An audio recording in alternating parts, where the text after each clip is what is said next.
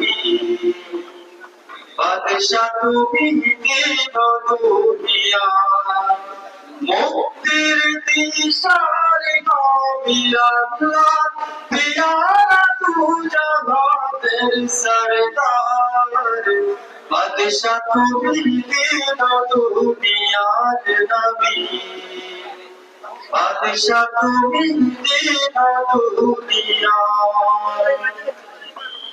উম্মতি উম্মতি বলে কাঁদলে অন্তহীন রক্ত দিয়ে করলে গায়ে বন্ধার দিন তুমি যে নবী রহমতের ভান্ডার তুমি যে নবী রহমতের ভান্ডার বাদশা তুমি দেবরিয়ার নবী বাদশা তুমি দেবরিয়ার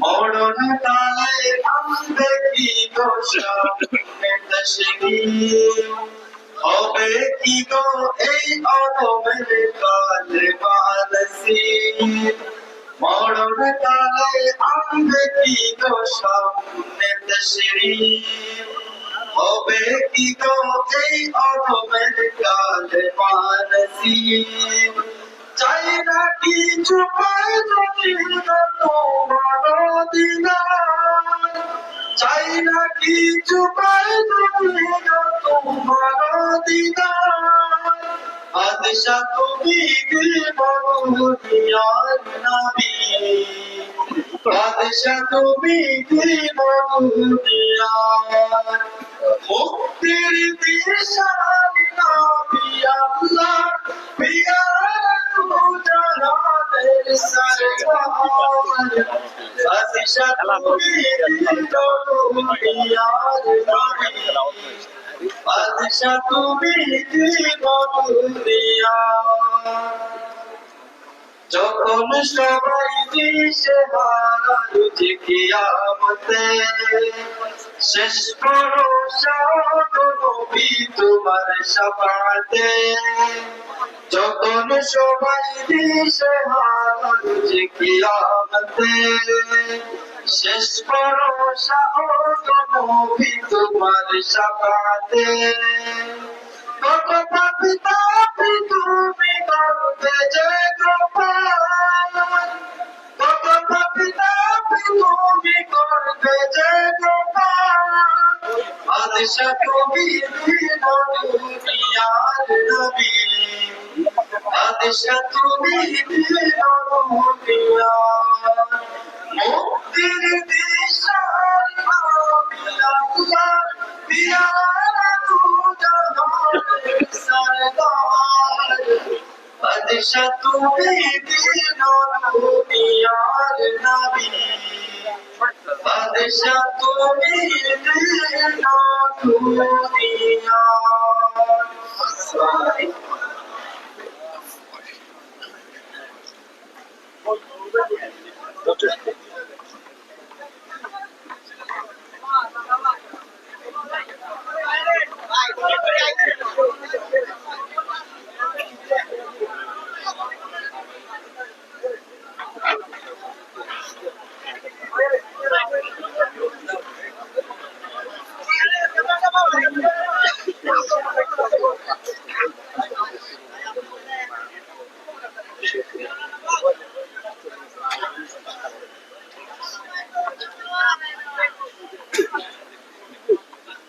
মাশাআল্লাহ জাযাকাল্লাহ খায়রান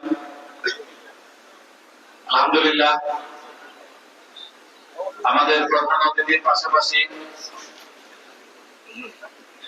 আমাদের অন্যতম মন্দির আমাদের মঞ্চে উপস্থিত হয়ে গেছেন আমাদের মধ্যে উপস্থিত হয়েছেন যুক্তরাজ্য বিএনপি সম্মানিত সভাপতি আলহাজ এম এ মালিক সাহেব আমাদের মধ্যে উপস্থিত হয়েছেন এই মৌলভীবাজারের মাটি এই মৌলভীবাজারের নয় শুধু সিলেট বিভাগের উন্নয়নের সফল রূপকার মরহুম এম সাইফুর রহমান সাহেবের সুযোগ্য সন্তান সাবেক সংসদ সদস্য মৌলভীউদ্দিন জনাব এম নাসির রহমান সাহেব আমাদের মধ্যে উপস্থিত হয়েছেন জনাব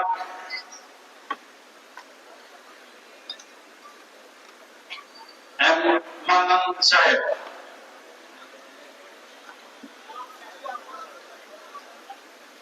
এই পর্যায়ে আপনাদের সাথে সালাম বিনিময় করবেন যুক্তরাজ্য বিএনপির সম্মানিত সভাপতি আলহাজ এম এ মালিক সাহেব। আসসালামু আলাইকুম ওয়া রাহমাতুল্লাহি ওয়া বারাকাতুহু। বিসমিল্লাহির রহমানির রহিম। আজকে এখানে আসি আপনাদের ওনার ওয়াজ শুনি এবং পরিবারে মাটির মানুষের নেতা এম সাইফুর রহমান আমাদের সন্তান ছিলেন। ওনার পবিত্র এলাকা এবং আপনাদেরকে মুরব্বীদেরকে যুবকদেরকে দেখার জন্য আসছি। প্রবাসীদের পক্ষ থেকে আপনাদেরকে সালাম আশিস করতে পেরেছি। আজকে আরেকটা বিষয়, আমাদের নেত্রী দেশজীবী বেগম জিয়া উনি খুব অসুস্থ। ওনার জন্য আপনাদের কাছে দোয়া প্রার্থনা করছি, আপনারা ওনার জন্য দোয়া করবেন। আল্লাহ তাআলা ওনাকে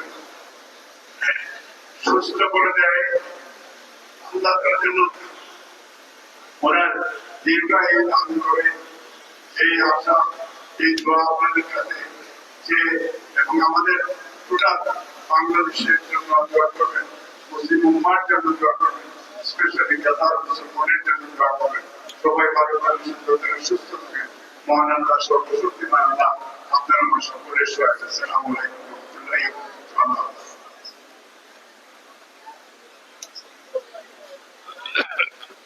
এই পর্যায়ে আপনাদের সাথে সালাম বিনিময় করবেন জনাব আব্দুল মান্নান সাহেব।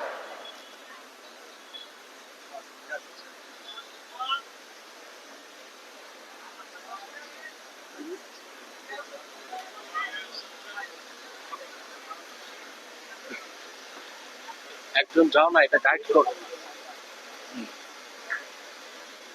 সামনে।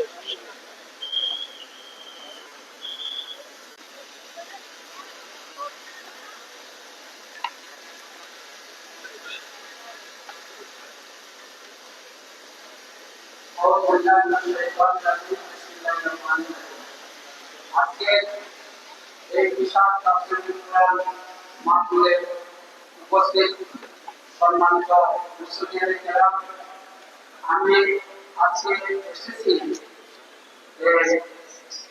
ডক্টর সৈয়দ আল্লামা আব্দুল্লাহ আব্বাস সাহেবের মূল্যবান তাফসীর শোনার জন্য এবং সাথে সাথে আপনাদের কাছ থেকে একটু দোয়া নেওয়ার জন্য।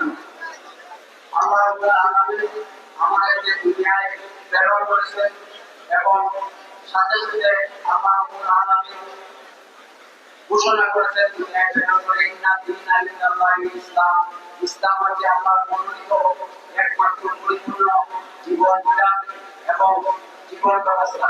পরবর্তী পর্যায়ে আল্লাহ বলেছেন ইয়া আইয়ুহাল্লাযীনা আমানু কুনু ফি সিলমিল্লাহ।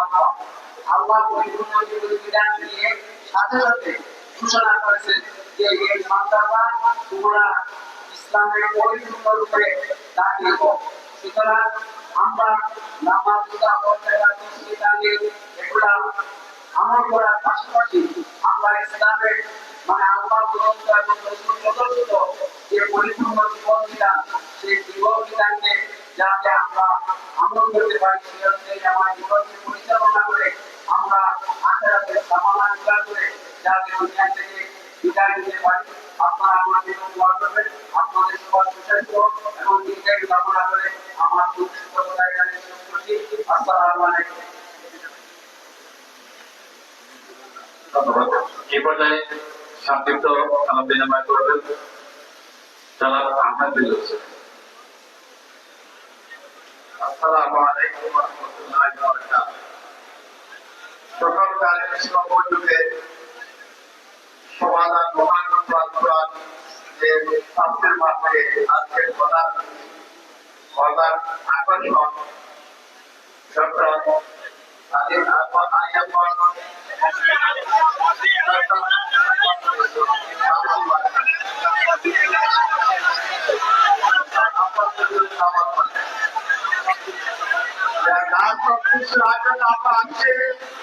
উনি বাংলাদেশে সব সময় বাতিলের মধ্যে আপনারা আছেন সব সময় তাদের পক্ষতা করে করেন না। আমরা দীর্ঘ হয়ে কামনা করি সব সময় বাতিলের বিরুদ্ধে ইনশাআল্লাহ কথা বলবে। আপনারা চিন্তিত হবেন তারা বাতিলের পক্ষে, আপনারা কথা বলবে তারা কোরআনের পক্ষে পথে, তারা নবীর ওয়ালি। আজকে উপস্থিত আছেন আমাদের ভাই এম নাসির রহমান সাহেব, আমার ভাই আব্দুল মান্নান, সম্মানিত মুরব্বিয়ানে কিরাম, যুবক বন্ধুগণ, আগামী দিনে বাংলাদেশকে মুক্তি করতে হবে, সুন্দর সমাজ করতে হবে, আমরা আপনারা সকল রক্ষা করতে হবে, একটা ইনসাফাতিক সমাজ গঠনের লক্ষ্যে আমরা একসাথে কাজ করে যাবো। আসসালামু আলাইকুম ওয়া রাহমাতুল্লাহি ওয়া বারাকাতুহু। আমি জনাব আলাউর রহমানকে বলতে সাবেক সবাই ছিলেন আমাদের মৌলভীবাজার সন্তান, তাকে সংক্ষিপ্ত করে বলবো।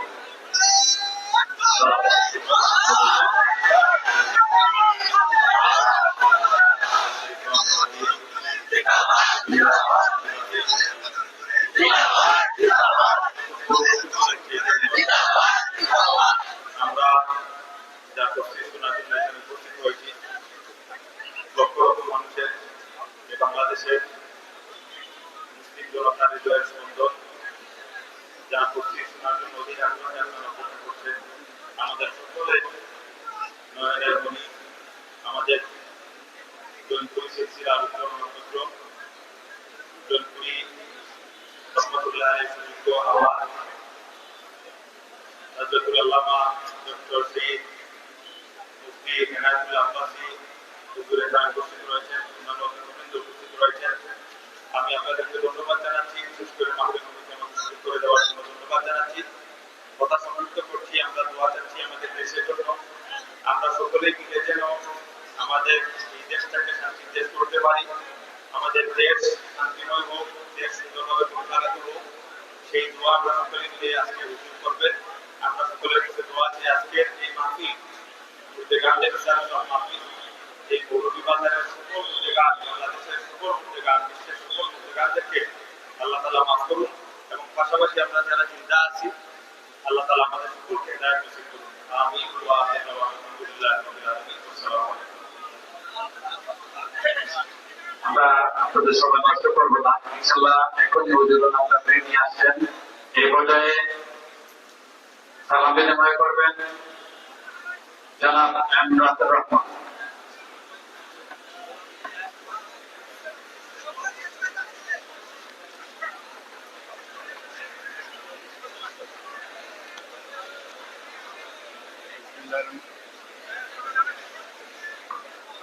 বিসমিল্লাহির রহমানির রহিম। আজকে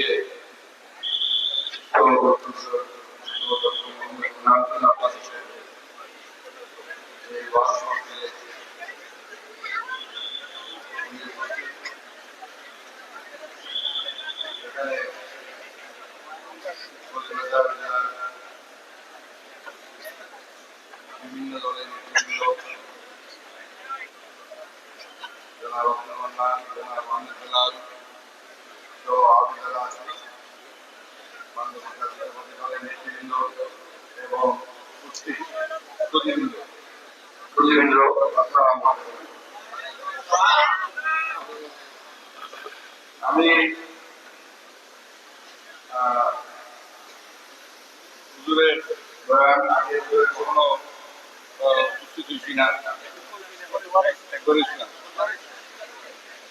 আজকে আমি আমার সৌভাগ্য হয়েছে ওনার সাথে একসাথে প্লেনে আমরা একসাথে আগমন করেছি। ওনার যে তফসির এবং বয়ান করেন এগুলি আমরা সবাই জানি সারা বাংলাদেশে অত্যন্ত সমর্থিত, বিদেশেও সমর্থিত এবং প্রতি বছরই বা আসেন এখানে আমাদেরকে বিভিন্ন বিষয়ে জ্ঞান দান, ইসলামিক বিষয়ে জ্ঞান দান করা। আমরা সবাই অনেকেই পার্থক্য নামাজ করি, কিন্তু কোরআন শরীফ আমরা হয়তো বলতে পারি সময়ের অভাবে ভাষার কোনো সমস্যা নেই, বাংলা ভাষাতেও হয়তো সময়ের অভাবে কোরআন শরীফ আমাদের বাংলা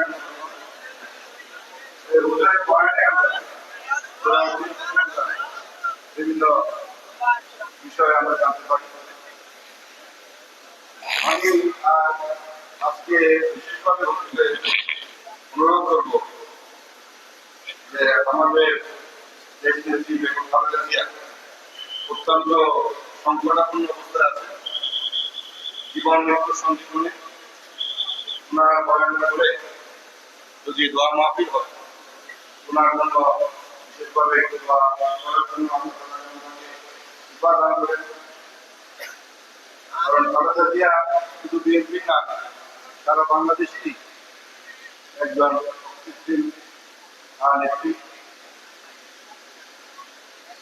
সেই সাথে আমাদের এই মনিবাজারে উনি উপস্থিত হয়ে আমাদের সকলের জন্য নিয়ে দোয়া করবেন, এটা আমি অনুরোধ করব। আর ওনার বয়ান শোনার জন্য আমরা নিজে রাখতে সবাইকে ধন্যবাদ। আসসালামু আলাইকুম।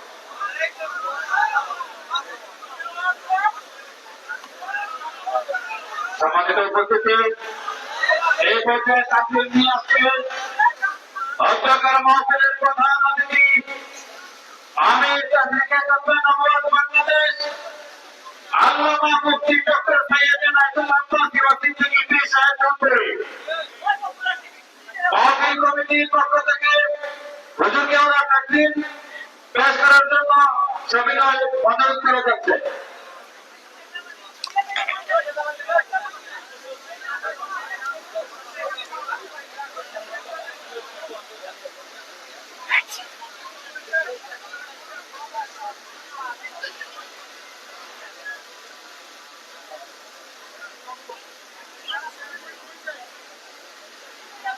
إن الحمد لله نحمده ونستعينه ونستغفره ونعوذ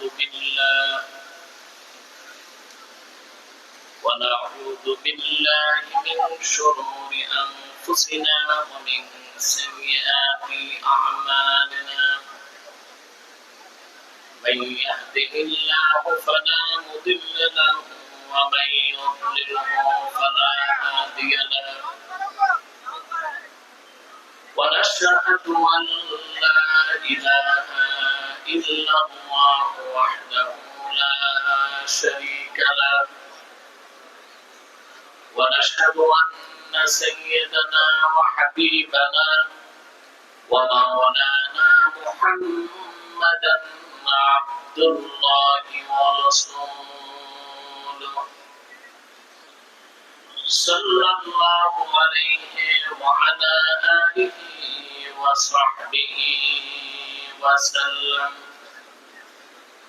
الذي أكمل الله به قصر النبوة أي ختم الله به النبوة وحكما لا نبي بعده وأعلن في القرآن بالبرهان أن محمدا صلى الله عليه وسلم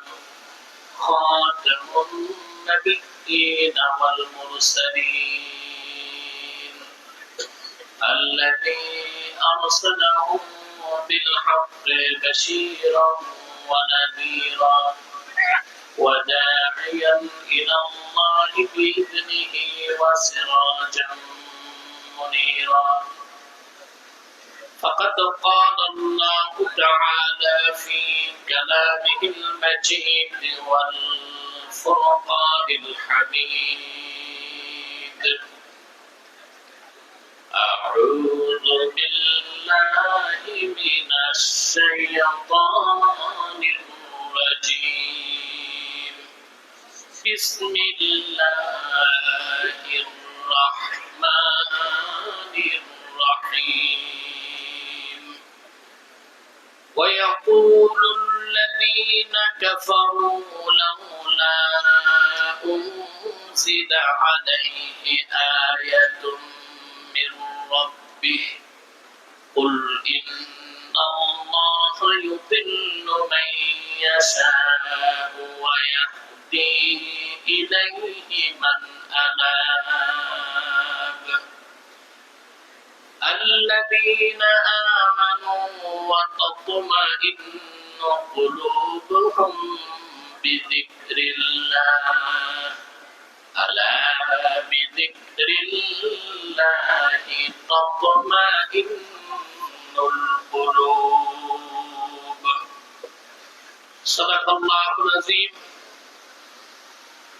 وصدق رسوله النبي الكريم ونحن على ذلك من الشاهدين والشاكرين والحمد لله رب العالمين.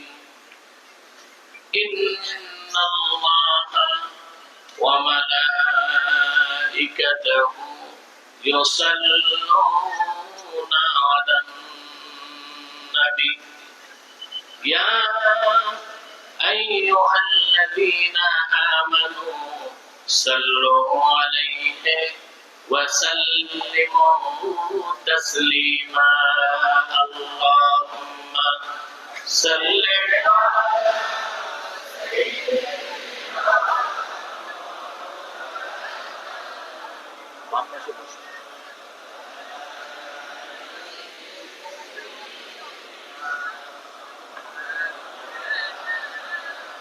زبان খুলে বলুন আল্লাহুম্মা সাল্লি আলা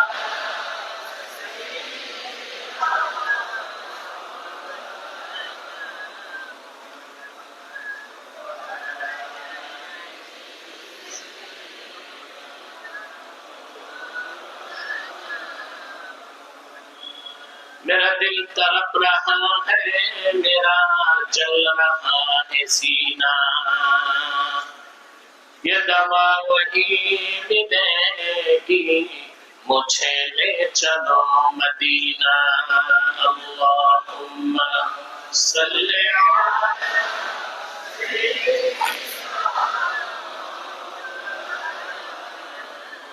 وعلى آل سيدنا مولانا محمد। मदीना मदीना मोमिनों की गुनगुना है दीदारे मदीना आशिकों की तमन्ना है। अल्लाहुम्मा सल्ली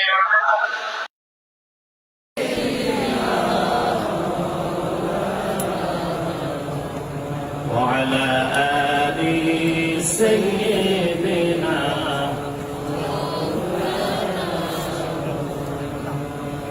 محمد رسول الله صلى الله عليه وسلم ختم الله به النبوة وحكما لا نبي بعده بلغ العلا بكماله حسنت جميع خصاله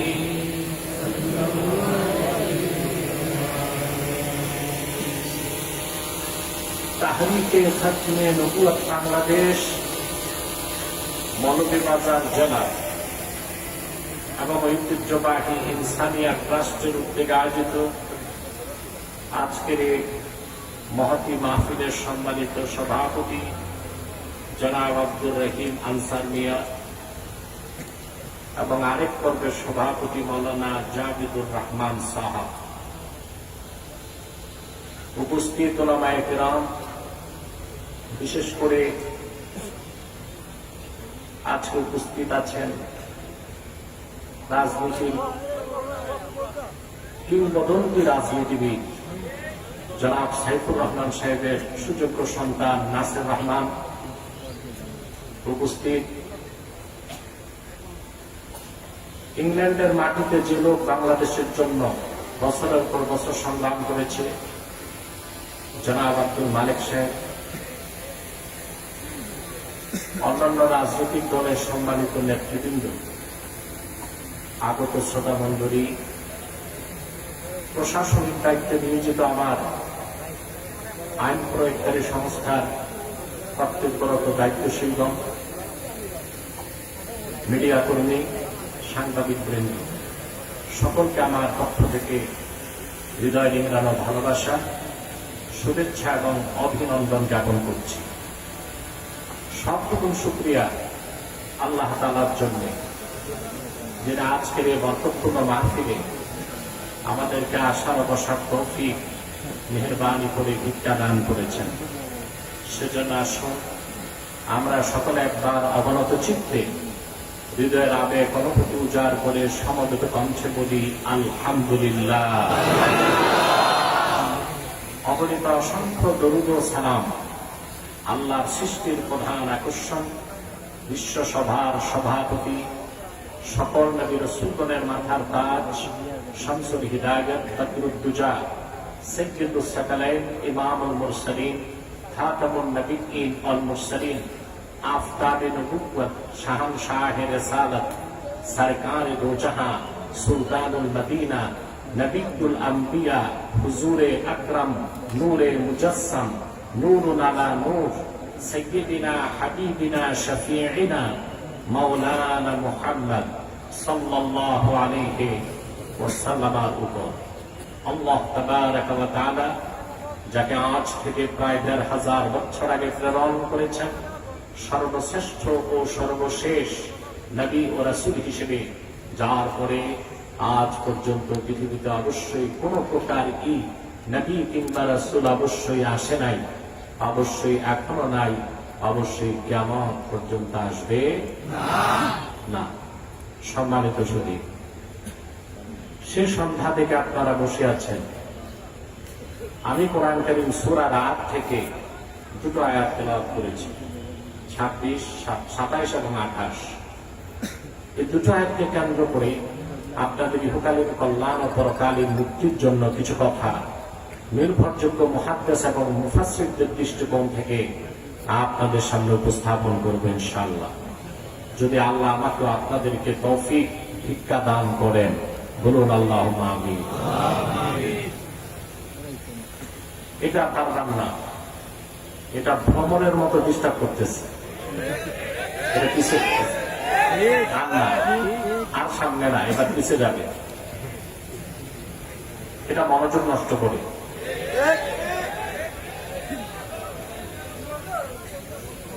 বন্ধ করে দাও। সম্মানিত সুধী, কথা শুনতেছেন তো? আমার আসতে খুব দেরি হয়েছে। আল্লাহর বিশেষ দয়ায় আমার ফ্লাইট মিস হতো, কিন্তু আল্লাহর হুকুম আধা ঘন্টা লেট হয়ে গেছে ফ্লাইট, আমি আসতে পেরেছি। তারপর ১ ঘন্টার পথ আসতে লেগেছে আমার ২ ঘন্টা। পথঘাট খুব বিধ্বস্ত আপনাদের। এগুলো দ্বিতীয় বিশ্বযুদ্ধে বোমা করার ঠিক হয়েছে কিনা জানি। সাইফুর রহমান সাহেব যে কাজ করে দিয়ে গেছে, এরপর ১৭ বছরে আর কাজ হয় নাই মনে হয় আমার। আশা করা যায় সামনে কাজ হবে। বক্তব্যের শুরুতেই আমি জনাব নাসির রহমানকে আমার পক্ষ থেকে অনুরোধ থাকবে, আল্লাহ যদি তাকে সুযোগ দেন, নির্বাচিত হয়ে সংসদে যান, আমি আশা করি তিনি মন্ত্রিত্ব পাবেন ইনশাআল্লাহ। তো সিলেটবাসী মুসলমানের পক্ষ থেকে একটা কাজ তাকে করতে হবে, একটি পূর্ণাঙ্গ ইসলামী বিশ্ববিদ্যালয় হযরত শাহজালালের নামে সিলেটে স্থাপন করতে হবে। ওনার সাথে আমার প্লেনে সাক্ষাতের পরই আমি চিন্তা করেছি এটা বলবো, এটা দরকার। কুষ্টিয়া ইসলামী বিশ্ববিদ্যালয় অনেক দূরে, ঠিক না? এটা হওয়ার কথা ছিল ঢাকাতে, কিন্তু সব সময় নাস্তিকদের একটা ক্ষুদ্র দল ইসলাম বিরোধিতায় লিপ্ত থাকে। তারা তৎকালীন প্রশাসনকে ভুল বুঝিয়ে ইসলাম বিশ্ববিদ্যালয়কে ঢাকা থেকে সরিয়ে কুষ্টিয়ায় নিয়ে গেছে। তা আল্লাহ যদি তৌফিক দেয়, দেশের মুসলমান এক থাকে, প্রত্যেক বিভাগে এক একটা ইসলাম বিশ্ববিদ্যালয় হবে। আমি দ্বিতীয়টা চাইছিলেন, আল্লাহ যেন তৌফিক দেন, বলুন আল্লাহুম্মা আমিন।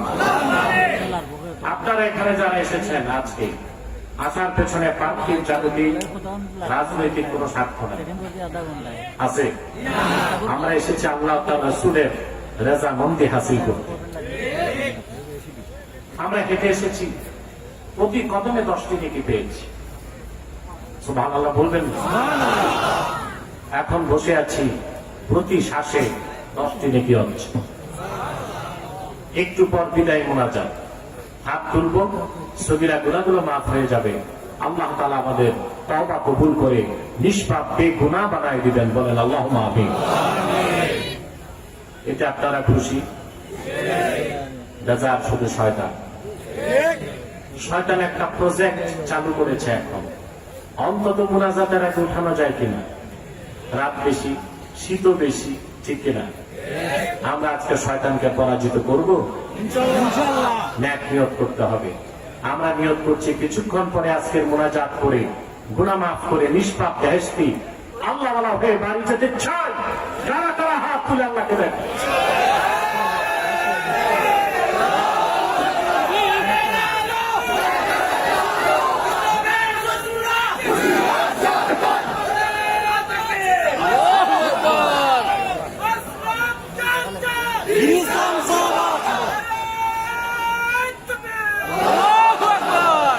আল্লাহ কবুল করুন, মঞ্জুর করুন। প্রিয় সুধী, আওয়াজ নাই পিছনে, দেখতেছি মাইক নাই কোথায়? মাইক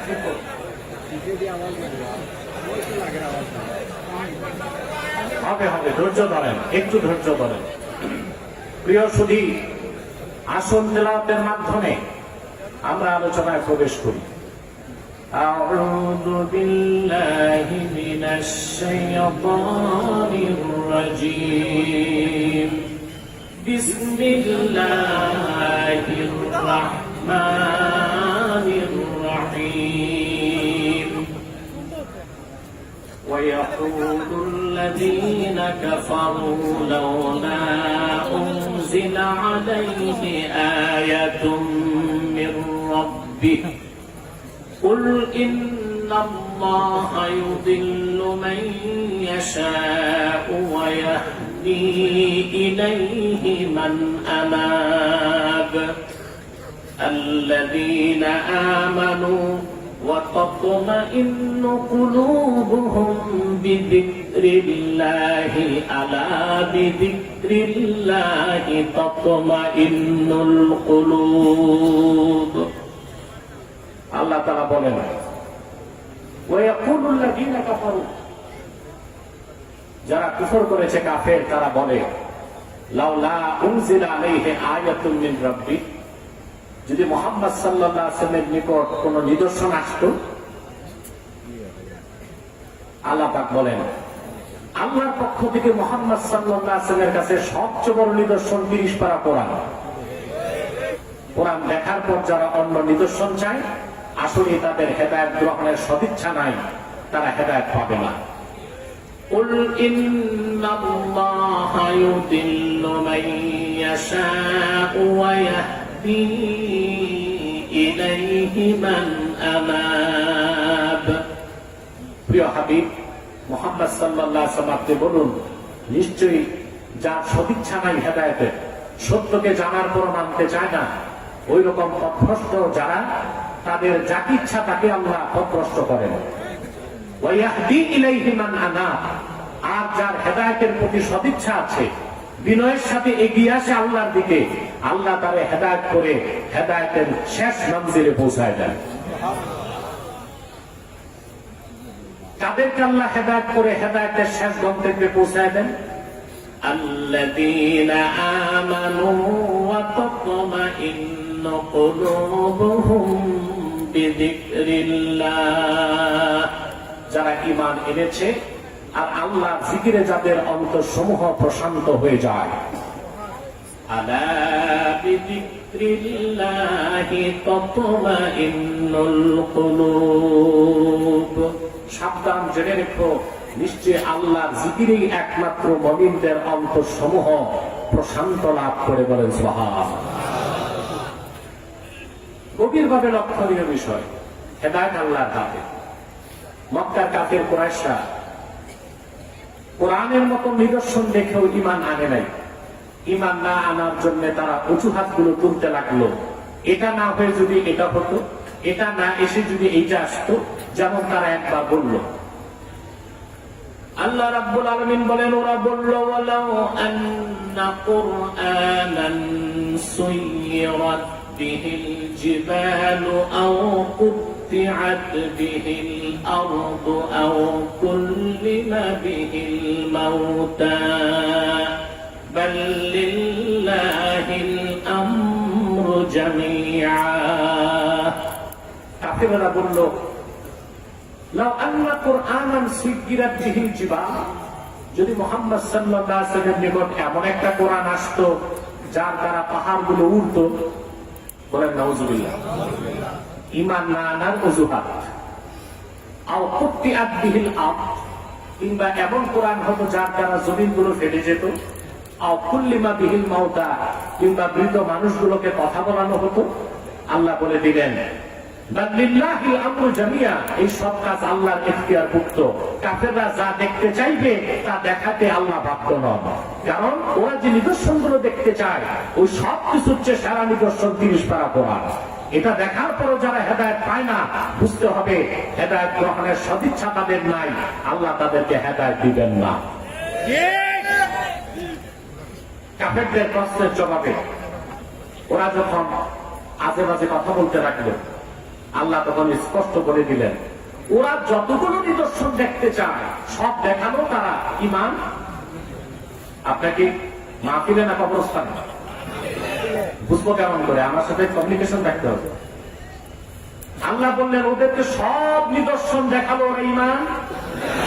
হেদায়েত কার হাতে? আল্লাহ রাব্বুল আলামিন বলেন, ওয়ালাউ আন্নানা নাযালনা ইলাইহিমুল মালাইকাতা ওয়া কাল্লামাহুমুল মাউতা ওয়া হাশারনা আলাইহিম কুল্লা শাইইন কুবুলাম মা কানু লিয়ুমিনু ইল্লা আন ইয়াশা আল্লাহ ولكن أكثرهم يجهلون। আল্লাহ রাব্বুল আলামিন বলেন, প্রিয় হাবিব মুহাম্মদ সাল্লাল্লাহু আলাইহি ওয়াসাল্লাম, আল্লাহর পক্ষ থেকে যাদের জন্য হেদায়েত নাই, ওই সমস্ত অবিশ্বাসী কাফেরদের কাছে আল্লাহ বলেন, আমি যদি ফেরেশতা নাজিল করি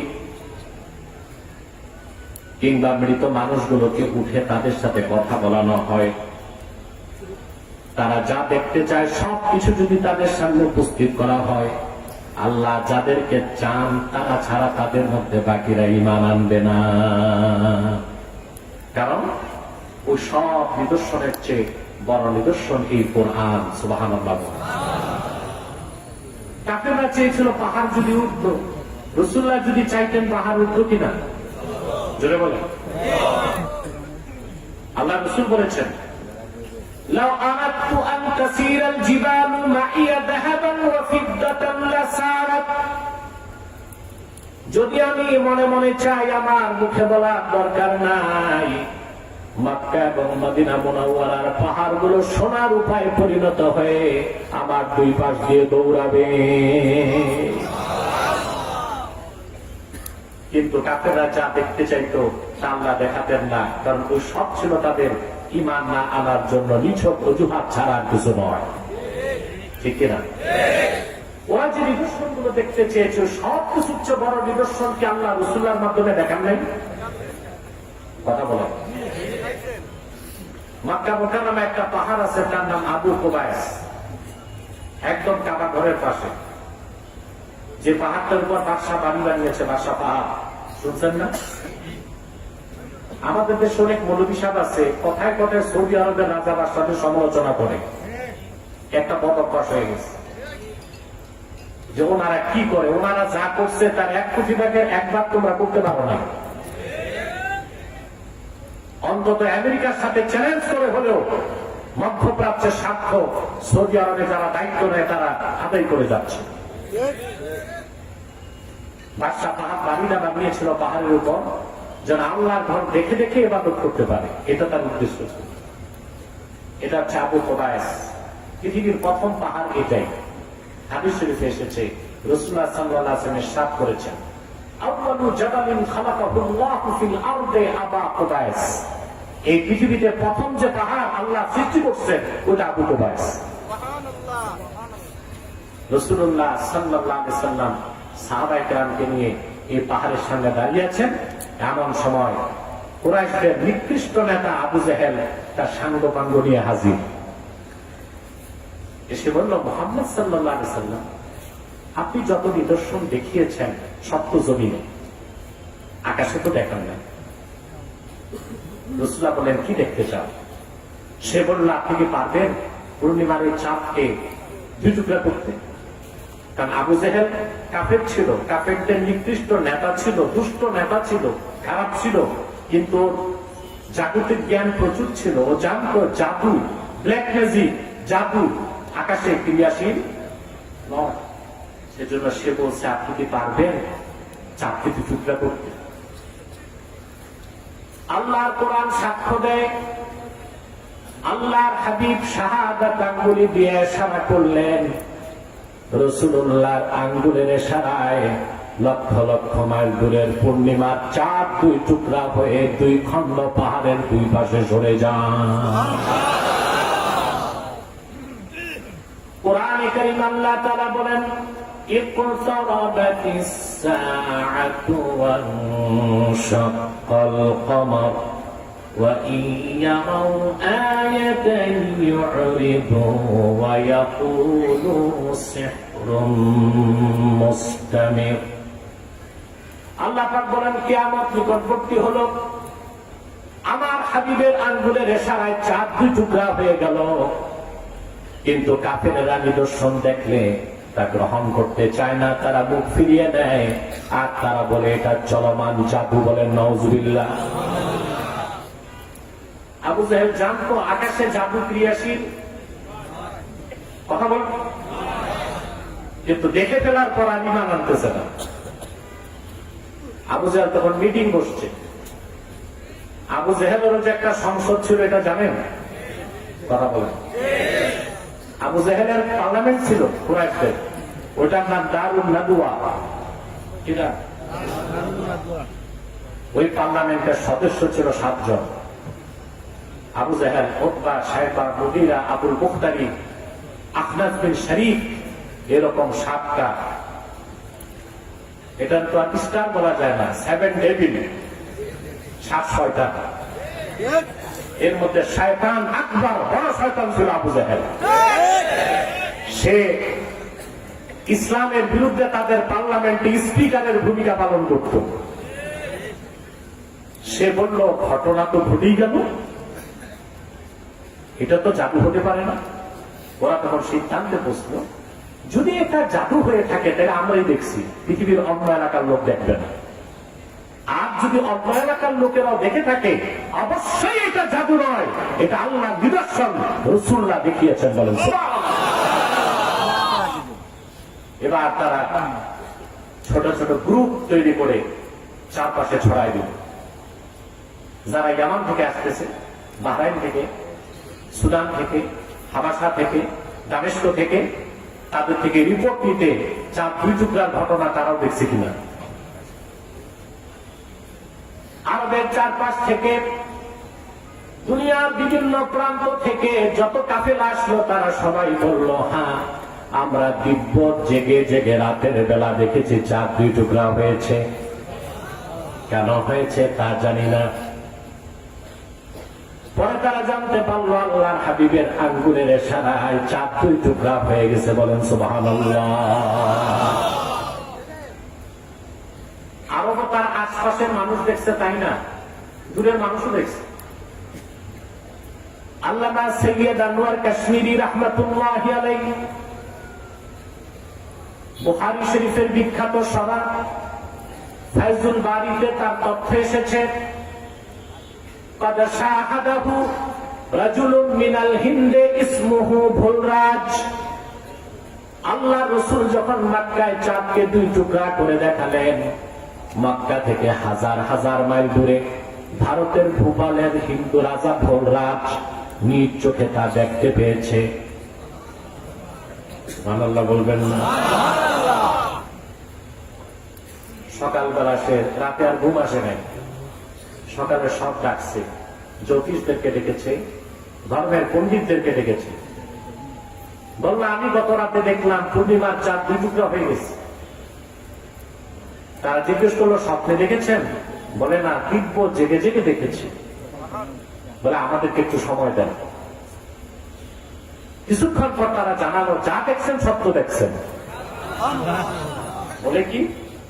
বলে আমাদের ধর্মগ্রন্থ উল্লেখ আছে, গোটা বিশ্ব মানবতার মুক্তির জন্য মহান কান্ডারি আখির নবী মুহাম্মদ মুস্তাফা সাল্লাল্লাহু আলাইহি ওয়াসাল্লাম মক্কা আগমন করবেন।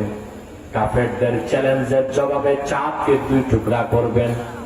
আল্লাহর আখির নবী মুহাম্মদ সাল্লাল্লাহু আলাইহি ওয়াসাল্লাম মক্কায় আগমন করেছেন।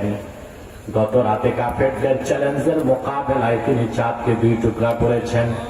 আপনি সেই সৌভাগ্যবান, নিজ চোখে যা দেখার সৌভাগ্য লাভ করেছেন। আল্লামা কাশ্মীরি এতটুকু উল্লেখ করছে, এর বেশি না। অন্য ইতিহাস বলে এই ভোলরাজ তার রাজত্ব ছেড়ে পরিবার পরিজন নিয়ে আরবে চলে গেছে, আর রাসূলুল্লাহর কাছে ঈমান এনে মুসলমান হয়ে গেছে। কিন্তু পাশে দাঁড়ায় আবু জেহেল ঈমান আনে নাই। কারণ কুল ইন্নাল্লাহা ইউদিল্লু মান ইয়াশাউ ওয়া ইয়াহদি ইলাইহি মান আনাব। আল্লাহ যাকে ইচ্ছা তারে পথভ্রষ্ট করেন, অর্থাৎ যার সদিচ্ছা থাকে না হেদায়েত গ্রহণের, আর যার সদিচ্ছা থাকে আল্লাহর দিকে এগিয়ে আসে, আল্লাহ তাকে হেদায়েত দিয়ে হেদায়েতের শেষ মঞ্জিলে পৌঁছায় দেন। বলেন সুবহানাল্লাহ। এখন হেদায়েতের ব্যাপারে কিছু কথা শুনতেছি আমরা। ঘুম টুম নাই তো? টেস্ট করবো? কে কে ঘুমান হাত উঠান। এই হাজার হাজার মানুষে একজন হাত তুলছে, সমস্যা নাই, উনি জেগেই আছে, কিন্তু মনোযোগ নাই। সম্মানিত সুধী, হেদায়েত হচ্ছে 2 প্রকার। কয় প্রকার? আল্লাহ সবচেয়ে বড় দয়া, তিনি আমাদের হেদায়েত করছেন, তার হাবিবের উম্মত বানাই দিয়েছেন। সুবহানাল্লাহ বলবেন? আমরা মুসলমানকে এটা মনে রাখি ভাই? জি না। অল্প পয়সায় আমরা ঈমান বিক্রি করি। আমি খুব কষ্ট পেয়েছি, গত পূজায় দেখছি অনেক আলেম বক্তা হিন্দুদের মন্দিরে দৌড়াচ্ছে।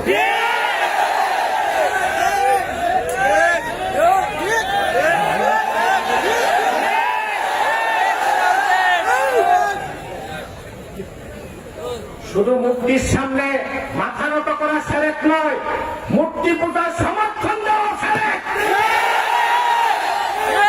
আমি অনুরোধ করব আলেমদেরকে, পীর সাহেবদেরকে, বক্তা এবং প্রবক্তাদেরকে, হিন্দুদের জন্য মায়া লাগে, তাদের বাড়িতে যায়, বাড়িতে যে দাওয়াত খায়। হিন্দু, বৌদ্ধ, খ্রিস্টান, অমুসলিমকে মানবিক সাহায্য করা যাবে, কোন হিন্দুর বাড়িতে আগুন লাগছে, মুসলমানটা নিভাই দিবে। না খেয়ে আছে, খাদ্য দিবে। বস্ত্র নাই, বস্ত্র দিবে। ওষুধ নাই, ওষুধ দিবে। কিন্তু অমুসলিমদের ধর্মীয় কোনো কাজে মুসলমান ন্যূনতম সমর্থন জ্ঞাপন করতে পারে না। এই কাজগুলো কেন হয়েছে? 2 পয়সার ভোটের জন্য। আমরা ভুলেই গেলাম যে আমরা রাসূলুল্লাহর উম্মত। আল্লাহর হাবিব যেখানে মূর্তি পূজা শিরককে নির্মূল করতে উহুদে রক্ত দিয়েছে, আল্লাহর হাবিবের উম্মত মূর্তি পূজার ক্ষেত্রে এক বিন্দু শিথিলতা দেখাতে পারে না।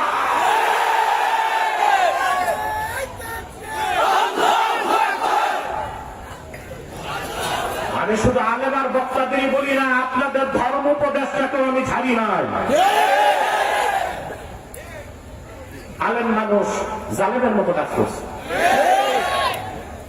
বৌদ্ধদের মণ্ডপে, খ্রিস্টানদের গির্জায়, হিন্দুদের মূর্তির সামনে কেন? বুদ্ধি নাই মাথায়? একটা সংখ্যালঘু মন্ত্রণালয় করলেই তো হবে। কথা বুঝেন নাই? ধর্ম মন্ত্রণালয় থাকবে, সারা দেশ দেখবে। সংখ্যালঘুদের জন্য এই যে এখানে সব ধরনের লোক আছে, বিএনপি শীর্ষ নেতারা, এখানে জামাত ইসলামী প্রতিনিধি আছে, খেলাফত মজলিসের আছে, আমাদের আলাউর রহমান টিপু কোন দল জানি না।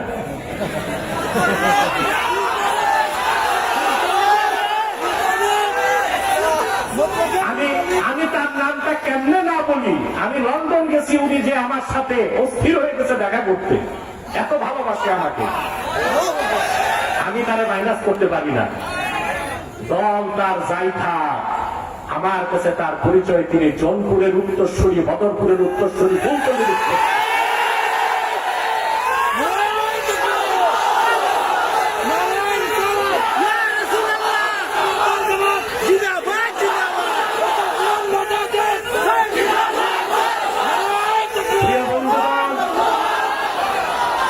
আমি এই বিভিন্ন রাজনৈতিক দলের নেতৃবৃন্দের কাছে অনুরোধ থাকবে, ধর্ম মন্ত্রণালয় যেহেতু আছে, তো ধর্মমন্ত্রী তো মুসলিম হবে, আর সেই মুসলিম মন্ত্রীর পক্ষে তো পূজা মণ্ডপে যাওয়া যায় না।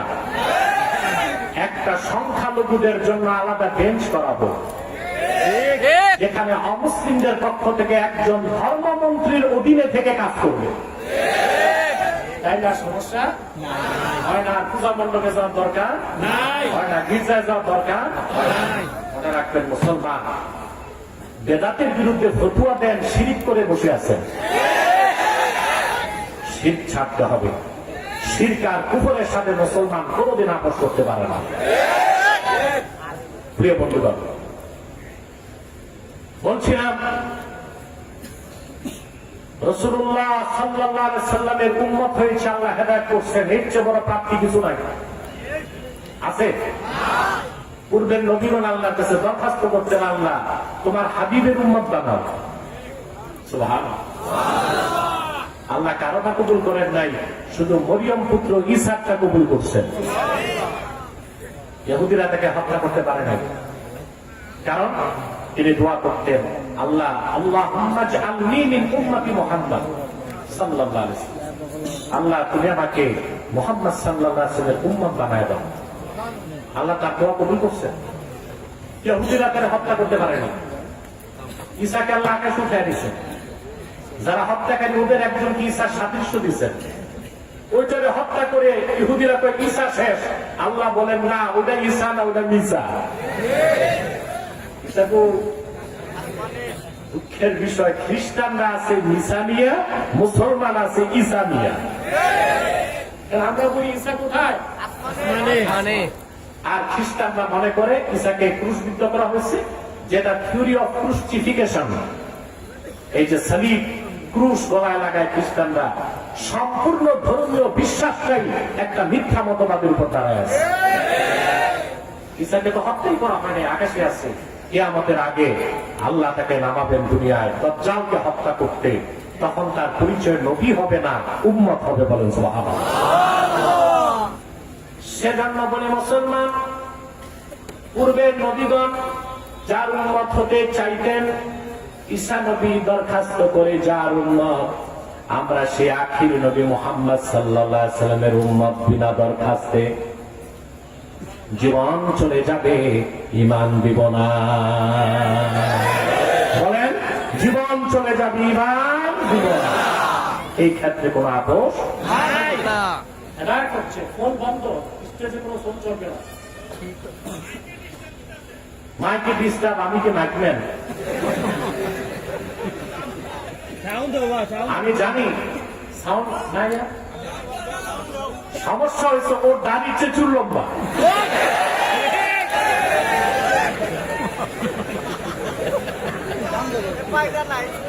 প্রিয় বন্ধুরা,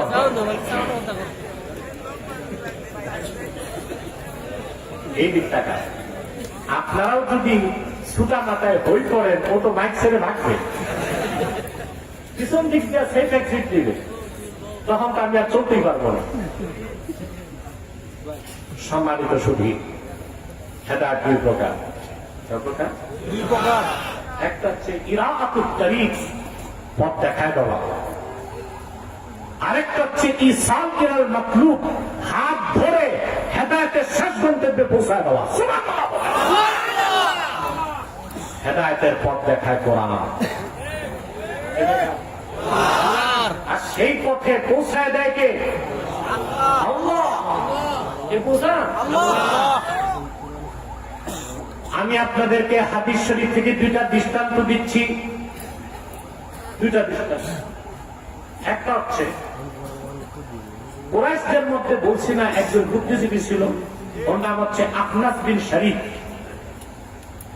আমাদের দেশে কিন্তু বুদ্ধিজীবী আছে। বিগত 16 বছর দেখছি ভারতপন্থী বুদ্ধিজীবী, আর এখন দেখতে পাচ্ছি মার্কিনপন্থী বুদ্ধিজীবী। এরা বাংলাদেশের সবচেয়ে বড় অভিশাপ। এর মধ্যে সবচেয়ে নিকৃষ্ট হচ্ছে কুখ্যাত ফরহাদ মোজাহ।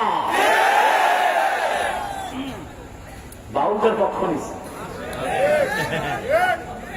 ফরহাদ মোজাহ, এনসিপির কিছু নেতা আর কিছু বুদ্ধিজীবী চাচ্ছে বাংলাদেশে ইসলামী মূল্যবোধ না থাকুক, বাংলাদেশের জন্য বহুত্ববাদ প্রতিষ্ঠিত হয়। বহুত্ববাদ প্রতিষ্ঠিত হলে কি হবে? ট্রান্সজেন্ডারকে স্বীকৃতি দিতে হবে।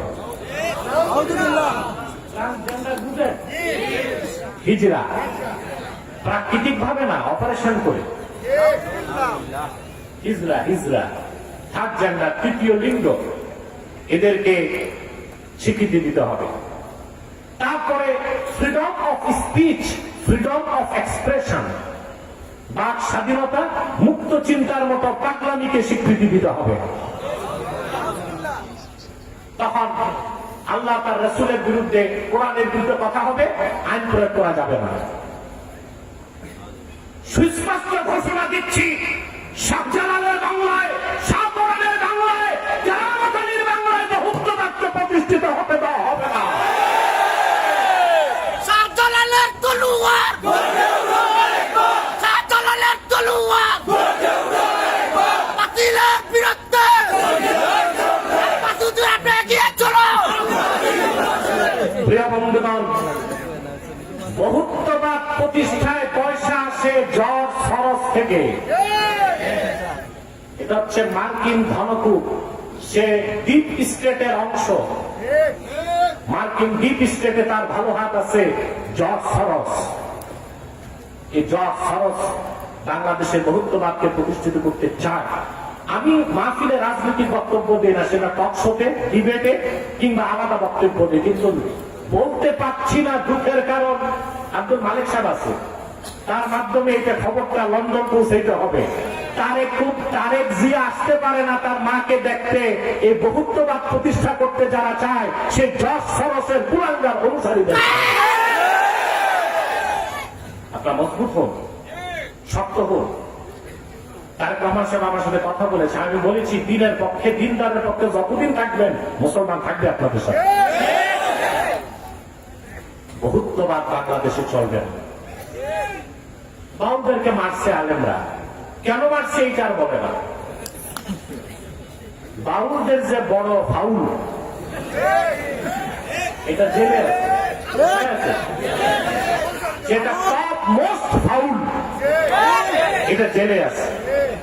এটার অপরাধ কি? সে আমার আল্লাহর সামনে যে বেয়াদবি করছে তা মুখে নেওয়া যাবে না। শরীয়ত মোতাবেক তার তো মৃত্যুদণ্ড বাঁচি। মোটে সরকার ফাঁসি, মোটে সরকার অ্যারেস্ট করছে, ফরহাদ মজার মাঠে নামছে, আলেমদের দেখে নিবে, কিন্তু আল্লাহর সামনে বেয়াদবি করছে সেটার বিচার তুমি চাও না। আবার সাক্ষাৎকারে এসে বলতেছে সরকারকে আমাকে অ্যারেস্ট করতে, জেনারেল আব্বাসীকে অ্যারেস্ট করতে হবে। আমি নাকি গৃহযুদ্ধ লাগাতে চাই বাংলাদেশে।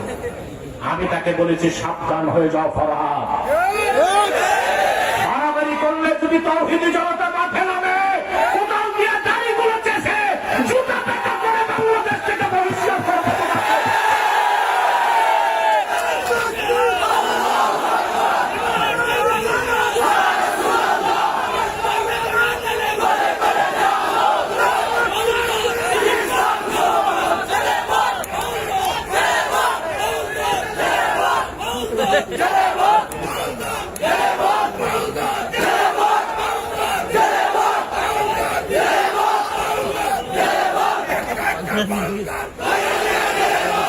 প্রিয় বন্ধুগণ, স্পষ্ট মনে রাখবেন, ইসলাম বাক স্বাধীনতাকে স্বীকৃতি দেয়, কিন্তু বাক স্বেচ্ছাচারিতাকে স্বীকৃতি দেয় না। বাক স্বাধীনতা এক বিষয়, বাক স্বেচ্ছাচারিতা আরেক বিষয়। আচ্ছা ভাই, বাক স্বাধীনতা মানে ফ্রিডম অফ স্পিচ হচ্ছে যা মন চায় তা বলা, এটা মানুষের কাজ। আপনি যে আপনার শ্বশুরকে বলেন দুলাভাই কেমন আছে, তো সবে কথা বলেন। আরে ভাই, বউটি আরো মুশকিল হবে। আপনি যদি বলেন this is my freedom of speech, এটা আমার বাক স্বাধীনতা, কেউ মানবে?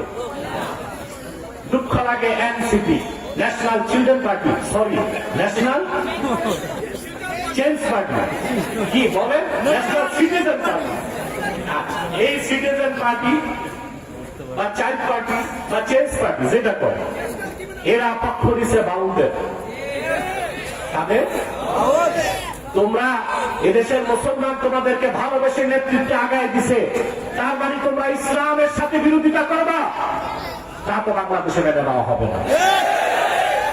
বাক স্বাধীনতা, বাক স্বেচ্ছাচারিতার নামে, ফ্রিডম অফ এক্সপ্রেশন, মন যা চায় তা বলার স্বাধীনতার নামে ইসলাম বিরোধিতার স্থান বাংলাদেশে হবে না।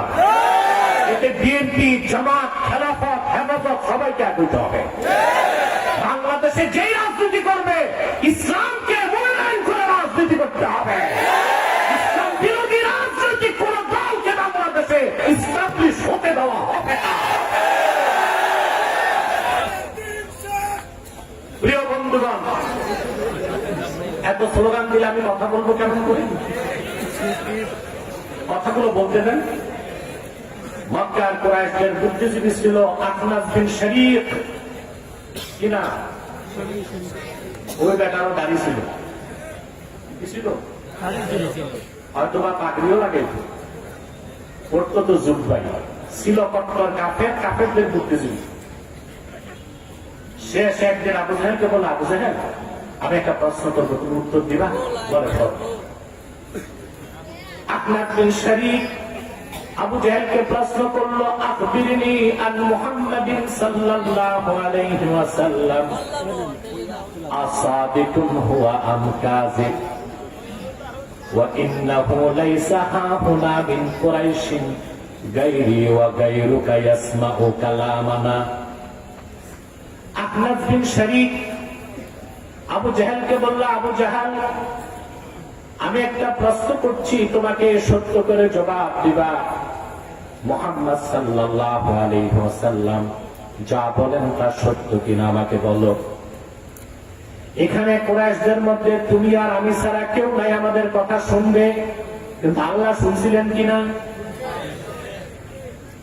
আবু জাহেল জবাব দিল, ক্বালা ওয়াইহাকা ওয়াল্লাহি ইন্না মুহাম্মাদান সাল্লাল্লাহু আলাইহি ওয়াসাল্লাম লাসাদিকুন ওয়া মা কাযাবা মুহাম্মাদুন সাল্লাল্লাহু আলাইহি ওয়াসাল্লাম কাত্তু। সে বলল, কাবার মালিক আল্লাহর কসম, আমি আবু জাহেল সাক্ষী দিচ্ছি কাবার মালিক আল্লাহর কসম, নিশ্চয় মুহাম্মদ সাল্লাল্লাহু আলাইহি ওয়াসাল্লাম মহাসত্য নবী। কোনদিন একটা মিথ্যা কথা ওনাকে বলতে শুনি নাই। সত্যকে চিনছে কিনা কথা বলো, সত্যকে মানতে পারছে? তাহলে পথ চিনা এক বিষয়, পথ পাওয়া আরেক বিষয়। একটা হচ্ছে ইরাক উত্তারি সত্যের পথ চিনতে পারা, আরেকটা হচ্ছে সেই পথে চলতে পারা।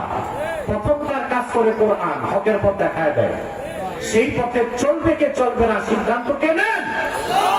সুবহানাল্লাহ। আরেকটা হাদিস শোনাচ্ছি আপনাদেরকে কোরআন শরীফের এই বিষয়টি বোঝানোর জন্য। কষ্ট হচ্ছে না তো? মনোযোগ আছে তো? সহিহ বুখারী কিতাবুল মাগাজি হাদিস নাম্বার 3950। রাসূলুল্লাহ সাল্লাল্লাহু আলাইহি ওয়াসাল্লামের বিশিষ্ট সাহাবী সাদ বিন মুআজের বন্ধু ছিলেন উমাইয়া ইবনে খালাফ।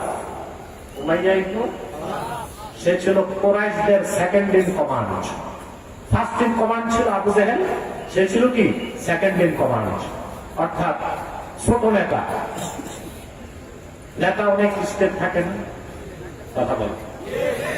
5 তারিখের পর দেখতেছেন না শুধু নেতা আর নেতা, নামও শুনি নাই জীবনে, নেতা হয়ে বসে আছে। এই উৎপাত নারায়ণগঞ্জে বেশি। মোটর শোভাযাত্রা যাচ্ছে, কে যাচ্ছে হুজুর চিনবেন না, এটা হকি স্টিক বলবো, নামটাও কত ইউনিক। পিছনে কারা? ওরা পাতি নেতা, সাথী নেতা, উপনেতা। কুরাইশদের 1 নম্বর নেতা ছিল আবু জাহেল, আর সেকেন্ড নেতা ছিল উমাইয়া ইবনে খালাফ। এই কুখ্যাত কাফেরটাই হযরত বেলালকে বছরের পর বছর নির্যাতন করছে। হিজরতের পর মক্কা বিজয়ের আগে সাদ বিন মুআজ সাহাবী, তিনি উমরা করতে আসছেন মক্কায়, এসে উঠছেন তার বন্ধু উমাইয়া ইবনে খালাফের বাড়িতে।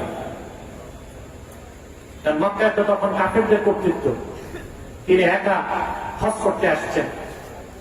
তিনি উমাইয়াকে বললেন, উমাইয়া উনজুর লি সাআতা খালওয়াতিন লাআল্লি আন আতুফাল কাবা, তুমি আমার জন্য একটা অবসর সময় দেখো, যখন কেউ থাকবে না, আমি একা যে কাবাগর তওয়াফ করে আবার মদিনা মুনাওয়ারায় ফিরে যাব।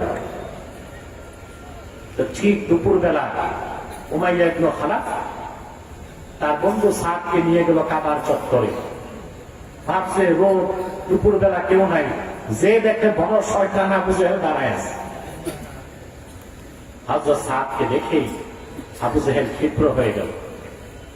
সে বলল, ইয়া আবা সাফওয়ান, এটা উমাইয়া ইবনে খালাফের উপাধি ছিল।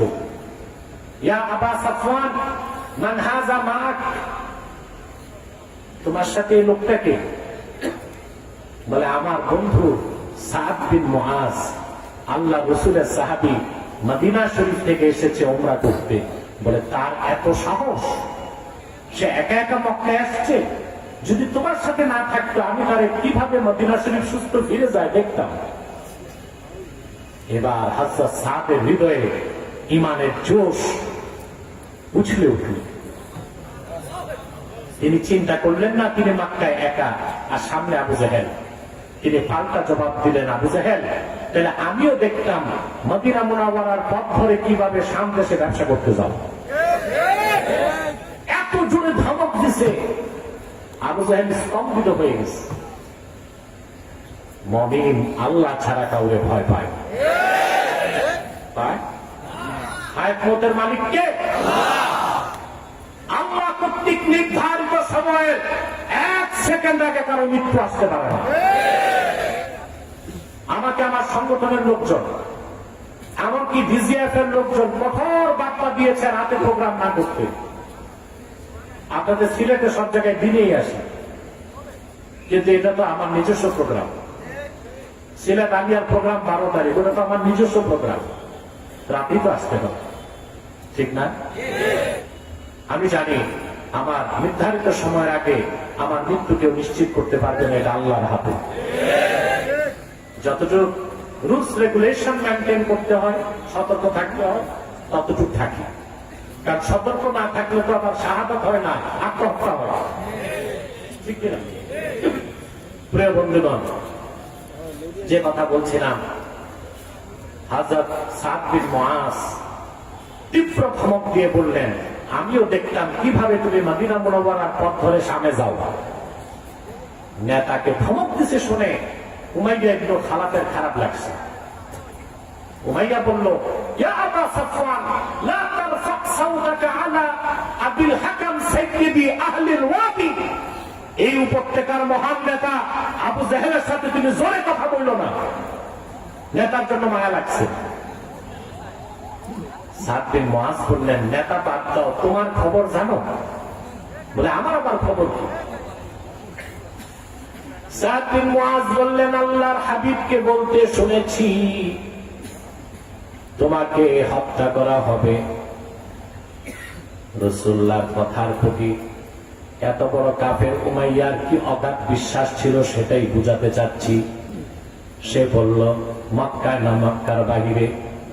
সাদ বললেন, সেটা রাসূলুল্লাহ বলেন নাই।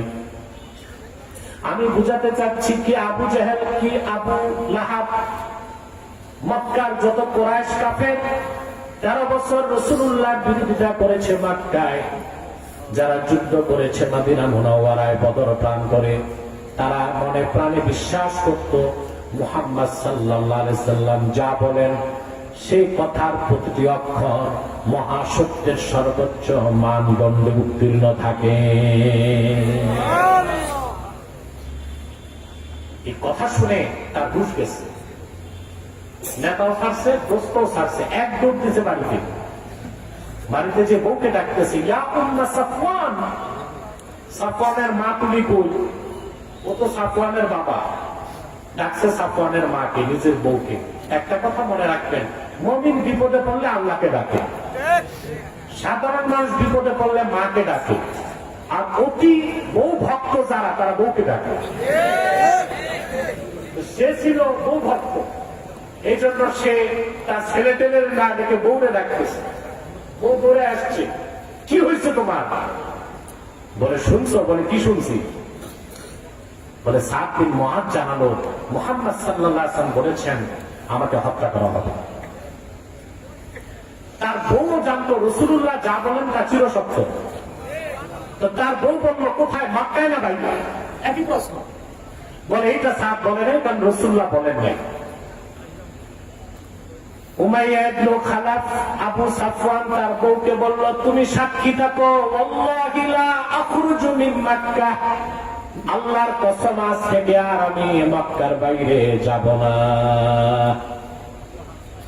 রাসূলুল্লাহর কথার প্রতি কি অগাধ বিশ্বাস ছিল। সুবহানাল্লাহ বলুন। শুরু হলো কিছুদিন পর বদর যুদ্ধের দামামা। আবু জাহেল ঘরে ঘরে যায় সৈন্য রিক্রুট করতে। গেছে আবু সাফওয়ানের কাছে, উমাইয়ার কাছে। বদর যুদ্ধে যেতে হবে, তার মনে পড়ছে সাদের কথা। বলে, না, আমার শরীরটা ভালো না, আমি এবার বদরে যাব না। আবু জাহেল ছিল দুষ্ট নেতা, পাম্পটি জানত নেতারা যেগুলো যাবে।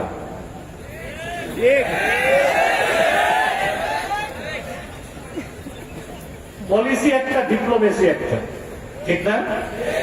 তো সে এত বাড়াবাড়ি করছে, রাজি হয়ে গেছে। ঠিক আছে, আমি বদরে যাব। আবু জাহেল যেতেই তার বউ উঠে আসছে, তুমি ভুলে গেছো, সাদ বলে গেছে মুহাম্মদ সাল্লাল্লাহু আলাইহি ওয়াসাল্লাম বলেছেন তোমাকে হত্যা করবেন। বলে, এমনিতেই বলছি একটু বের হয়ে আবার ফিরে আসো। সহিহ বুখারী কিতাবুল মাগাজি হাদিস নাম্বার 3950 হাদিস সাক্ষ্য দেয়, উমাইয়া যেই ঘর থেকে বের হলো আর ফিরতে পারে নাই। আল্লাহ তারে বদর পর্যন্ত যেতে বাধ্য করলেন। আল্লামা বদরুদ্দিন আইবি লেখেন, ফাকাদ্দারাল্লাহু কাতলাহু বিয়াদি বেলালিন মুআজ্জিনি রাসূলিল্লাহি সাল্লাল্লাহু আলাইহি ওয়াসাল্লাম। যে বেলালকে বছরের পর বছর নির্যাতন করেছে রাসূলুল্লাহর মুআজ্জিন, সেই বেলালের হাতে বদর প্রাণ করে আল্লাহ তাআলা উমাইয়ার মৃত্যুকে নিশ্চিত করে দিলেন। আমি বুঝাতে চাইলাম আবু জাহেল সহ সমস্ত কাফেররা জানতো, মদিনা মুনাওয়ারার সমস্ত ইহুদিরাও জানতো মুহাম্মদ সাল্লাল্লাহু আলাইহি সাল্লাম আল্লাহর আখিরি নবী, কোরআন হচ্ছে আল্লাহর বাণী। কিন্তু তাদের সবার পক্ষে ঈমান আনা সম্ভব হয় নাই, কারণ হেদায়েত দুই প্রকার, একটা ইরাত উত্তরিক পথ দেখায় দেওয়া, আরেকটা হচ্ছে ইসালিলাল মাতলুব, সেই পথে চলতে দেওয়া। এটা আল্লাহর হাতে। সেজন্য আল্লাহ বলেছেন ইন্নাল্লাহা ইউদিল্লু মান ইয়াশা ওয়া ইয়াহদি ইলাইহি মান আনাব। আল্লাহ যাকে খুশি তারে পথভ্রষ্ট করেন, আর বিনয়ের সাথে সদিচ্ছা নিয়ে যে আল্লাহর দিকে এগিয়ে আসে, আল্লাহ তারে হেদায়েত দিয়ে কামিয়াব করে দেন। এখন চলে যাচ্ছে পরের আয়াতে, বলবো একটা মানুষের মাথা নড়ানো যাবে না। আমি আজকে নন ব্রেক চলেছি, একেবারে নারায়ণগঞ্জ থেকে ঢাকা আসতে মোটামুটি ওই সময়ে চিটাং যাওয়া যায়, এরপর প্লেন, তারপর সিলেট, তারপর ওখান সিলেট নামলাম, ওখান থেকে আসলাম। আমাকে মোহন বলেছিল একটু রেস্ট নিতে, কিছু খেতে। আমি দেখলাম মানুষের কষ্ট হবে, আমি না খেয়ে মানুষ কষ্ট না পায়। এটা হচ্ছে আমার ইচ্ছে, আমি আপনাদের আগেই ছেড়ে দিব, কিন্তু যে মেসেজটা দিচ্ছি তা পুরাটা নিতে হবে ইনশাআল্লাহ। আল্লাহ তাআলা বলেন, আল্লাহ বিনয়ের সাথে যারা এগিয়ে এসে তাদের যে হেদায়েত দিবেন, এরা কারা? আল্লাহ বলেন আল্লাযীনা আমানু ওয়া তাতমাইন্নু কুলুবুহুম বিযিকরিল্লাহ। যারা ঈমান এনেছে আর আল্লাহর জিকিরে যাদের অন্তর প্রশান্তি লাভ করে, বলেন সুবহানাল্লাহ। এখন তো প্রশ্ন আসে, যারা ঈমান এনেছে তাদের আবার হেদায়েত করার দরকার কি? প্রশ্ন আসে। এখানে হচ্ছে বিষয়টা অত্যন্ত সূক্ষ্ম। একটা হচ্ছে ঈমান আনা। ঈমান আনার দিক দিয়ে সাহাবায়ে কেরামের ঈমান যেমন ছিল, আমাদের ঈমান ওই রকম। পার্থক্যটা হয় ইয়াকিন। পার্থক্য কি? ইয়াকিন। ঈমান হচ্ছে ইকরার বিশাহাদাতাইন, কালেমা মুখে উচ্চারণ, আর তাসদীক বিল জানান, অন্তরে বিশ্বাস। ঈমানের যে অংশটা অন্তরের বিশ্বাসের সাথে, ওইটার নাম ইয়াকিন। ওই ইয়াকিন সবার সমান হয় না। যারা ঈমান আনার পরে আল্লাহর জিকির মানে এখানে সকাল সন্ধ্যার জিকির নয়, এখানে জিকির মানে 30 পারা কোরআন। যত বেশি কোরআন পড়বে, কোরআন গবেষণা করবে, তাদের ইয়াকিনকে আল্লাহ তাআলা বাড়াতে বাড়াতে অন্তরে তাদের ইয়াকিনকে চূড়ান্ত করে দিবেন, ঈমানকে পরিপূর্ণ করে দিবেন। তারা হেদায়েতের শেষ মঞ্জিলে পৌঁছে যাবে। দুইটা বিষয় খুব সংক্ষেপে বলছি। একটা হচ্ছে জিকির। এখানে আল্লাহ যে জিকিরের কথা বলছেন, এই জিকিরটা সকাল সন্ধ্যার জিকির না। এই জিকির মানে কি? চলে বলতে হবে। সকাল সন্ধ্যার জিকিরটাও জিকির, সেটা নফল। সেটা কি? কাবার তোয়াফ করাও জিকির, এটা ফরজ। সাফা আমার ওয়াই দৌড়ানোটা জিকির, এটা হচ্ছে ওয়াজিব। 5 বার আযান দেওয়া জিকির, এটা সুন্নতে মুআক্কাদা। 5 ওয়াক্ত নামাজও জিকির, এটা ফরজ। আর 30 পারা কোরআনকে আল্লাহ জিকির বলেছেন, এটা ঈমান। সকাল সন্ধ্যার জিকির যদি কেউ না করে, সে কাফের বেঈমান হবে না, সৌভাগ্য থেকে বঞ্চিত হবে। ঠিক না? 5 ওয়াক্ত নামাজ জিকির, এটা যে বাদ দিবে, সে কাফের হবে না, ফাসিক হবে। 30 পারা কোরআন জিকির, এটা এমন জিকির যা একটা বাক্যের, একটা শব্দের, একটা অক্ষরটুকু বাদ দিলে কাফের হয়ে যাবে। এখানে আল্লাহ যে বলেছেন, আমার জিকিরেই, আল্লাহর জিকিরেই মুমিনদের অন্তর প্রশান্ত হয়, এখানে জিকির মানে কোরআন। অর্থাৎ কোরআন কারীম যত পড়বে বান্দা, তার ইয়াকিন তত বাড়তে থাকবে। সুবহানাল্লাহ। ইয়াকিন বাড়তে বাড়তে চূড়ান্ত রূপ যখন লাভ করবে, তখন তার ইসলামের কোন বিষয়ে আর সন্দেহ থাকবে না। সন্দেহ থাকবে না। আমি একটা দৃষ্টান্ত দিচ্ছি আপনাদেরকে। আল্লাহ যে মৃতকে জিন্দা করবেন, এটা বিশ্বাস করেন সবাই? ঈমান তো সবার আছে, ইয়াকিন কি সবার সমান? ইয়াকিন সবার সমান নাই তো। এখন আমি আপনাদেরকে নিয়ে রাজপথে নামি মিছিলে সবাই স্লোগান দিবেন, বাঁচলে শহীদ, বাঁচলে গাজী, মরলে শহীদ। পুলিশ একটা টিয়ার সেল মারবে, ফুস সব ফুস, ময়দান খালি। আমি যে কই আছি এটাও দেখবেন না, তাই না বাস্তবতা? ঈমান আনার পরে ইয়াকিনটা সবার চূড়ান্ত পর্যায়ে জায়গা। হযরত ইব্রাহিম আলাইহিস সালামের দৃষ্টান্ত কোরআন কারীমে আল্লাহ তাআলা দিয়েছেন সূরা বাকারায় 260 নম্বর আয়াতে। সুবহানাল্লাহ, হযরত ইব্রাহিম একদিন আল্লাহকে ডেকে বললেন, রব্বি আরিনি কাইফা তুহয়িল মাউতা, হে আমার রব, তুমি আমাকে চোখে দেখায় দাও কিভাবে তুমি মৃতকে জিন্দা করো। সুবহানাল্লাহ বলেন। আল্লাহ রাব্বুল আলামিন বললেন, আওয়ালাম তুমিন, ইব্রাহিম, আমি যে মৃতকে জিন্দা করতে পারি তা কি তুমি বিশ্বাস করো না? তিনি বললেন, ক্বালা বালা ওয়ালাকিন লিয়াতমাইন্না কলবি। সব মুফাসসির একমত, এখানে অর্থ হচ্ছে লিয়াজদাদা ইয়াকিনি, আল্লাহ মৃতকে তুমি জিন্দা করতে পারো তা বিশ্বাস করি, চোখে দেখাইলে আমার ইয়াকিনটা বেড়ে যাবে। ইয়াকিনটাই হচ্ছে ইতমিনানে কলব, স্যাটিসফ্যাকশন অফ মাইন্ড। অন্তরকে প্রশান্ত করে দেয় যখন অন্তর ঈমানের নূর ছেয়ে যায় আর ইয়াকিনটা চূড়ান্ত হয়। সুবহানাল্লাহ। হযরত ইব্রাহিম আল্লাহ বলেন, ঠিক আছে ইব্রাহিম, তুমি 4টা পাখি দাও, তোমার কাছে পোষ মানাও, তারপর তুমি জবাই করে পাহাড়গুলোতে ছড়ায় দাও, তারপর তুমি ডাকো, সব জিন্দা হয় তোমার হাতে চলে আসে। তিনি করলেন, চোখে দেখলেন, তার ইয়াকিনটা বেড়ে গেল। মনে রাখবেন মুসলমান, পয়গম্বর ইব্রাহিম চোখে দেখে যে বিষয়টা হাক্কুল ইয়াকিন করলেন, ইয়াকিনটাকে বৃদ্ধি করলেন। রাসূলুল্লাহকে আল্লাহ 30 পারা কোরআন দিয়েছেন। রাসূলুল্লাহর উম্মতে কোরআনের সাথে সম্পর্ক করলেই চোখে না দেখে, চোখে দেখে ইব্রাহিম যে ইয়াকিন পেয়েছে, উম্মতে মুহাম্মদীর চোখে না দেখে সেই ইয়াকিন পেয়ে যাবে।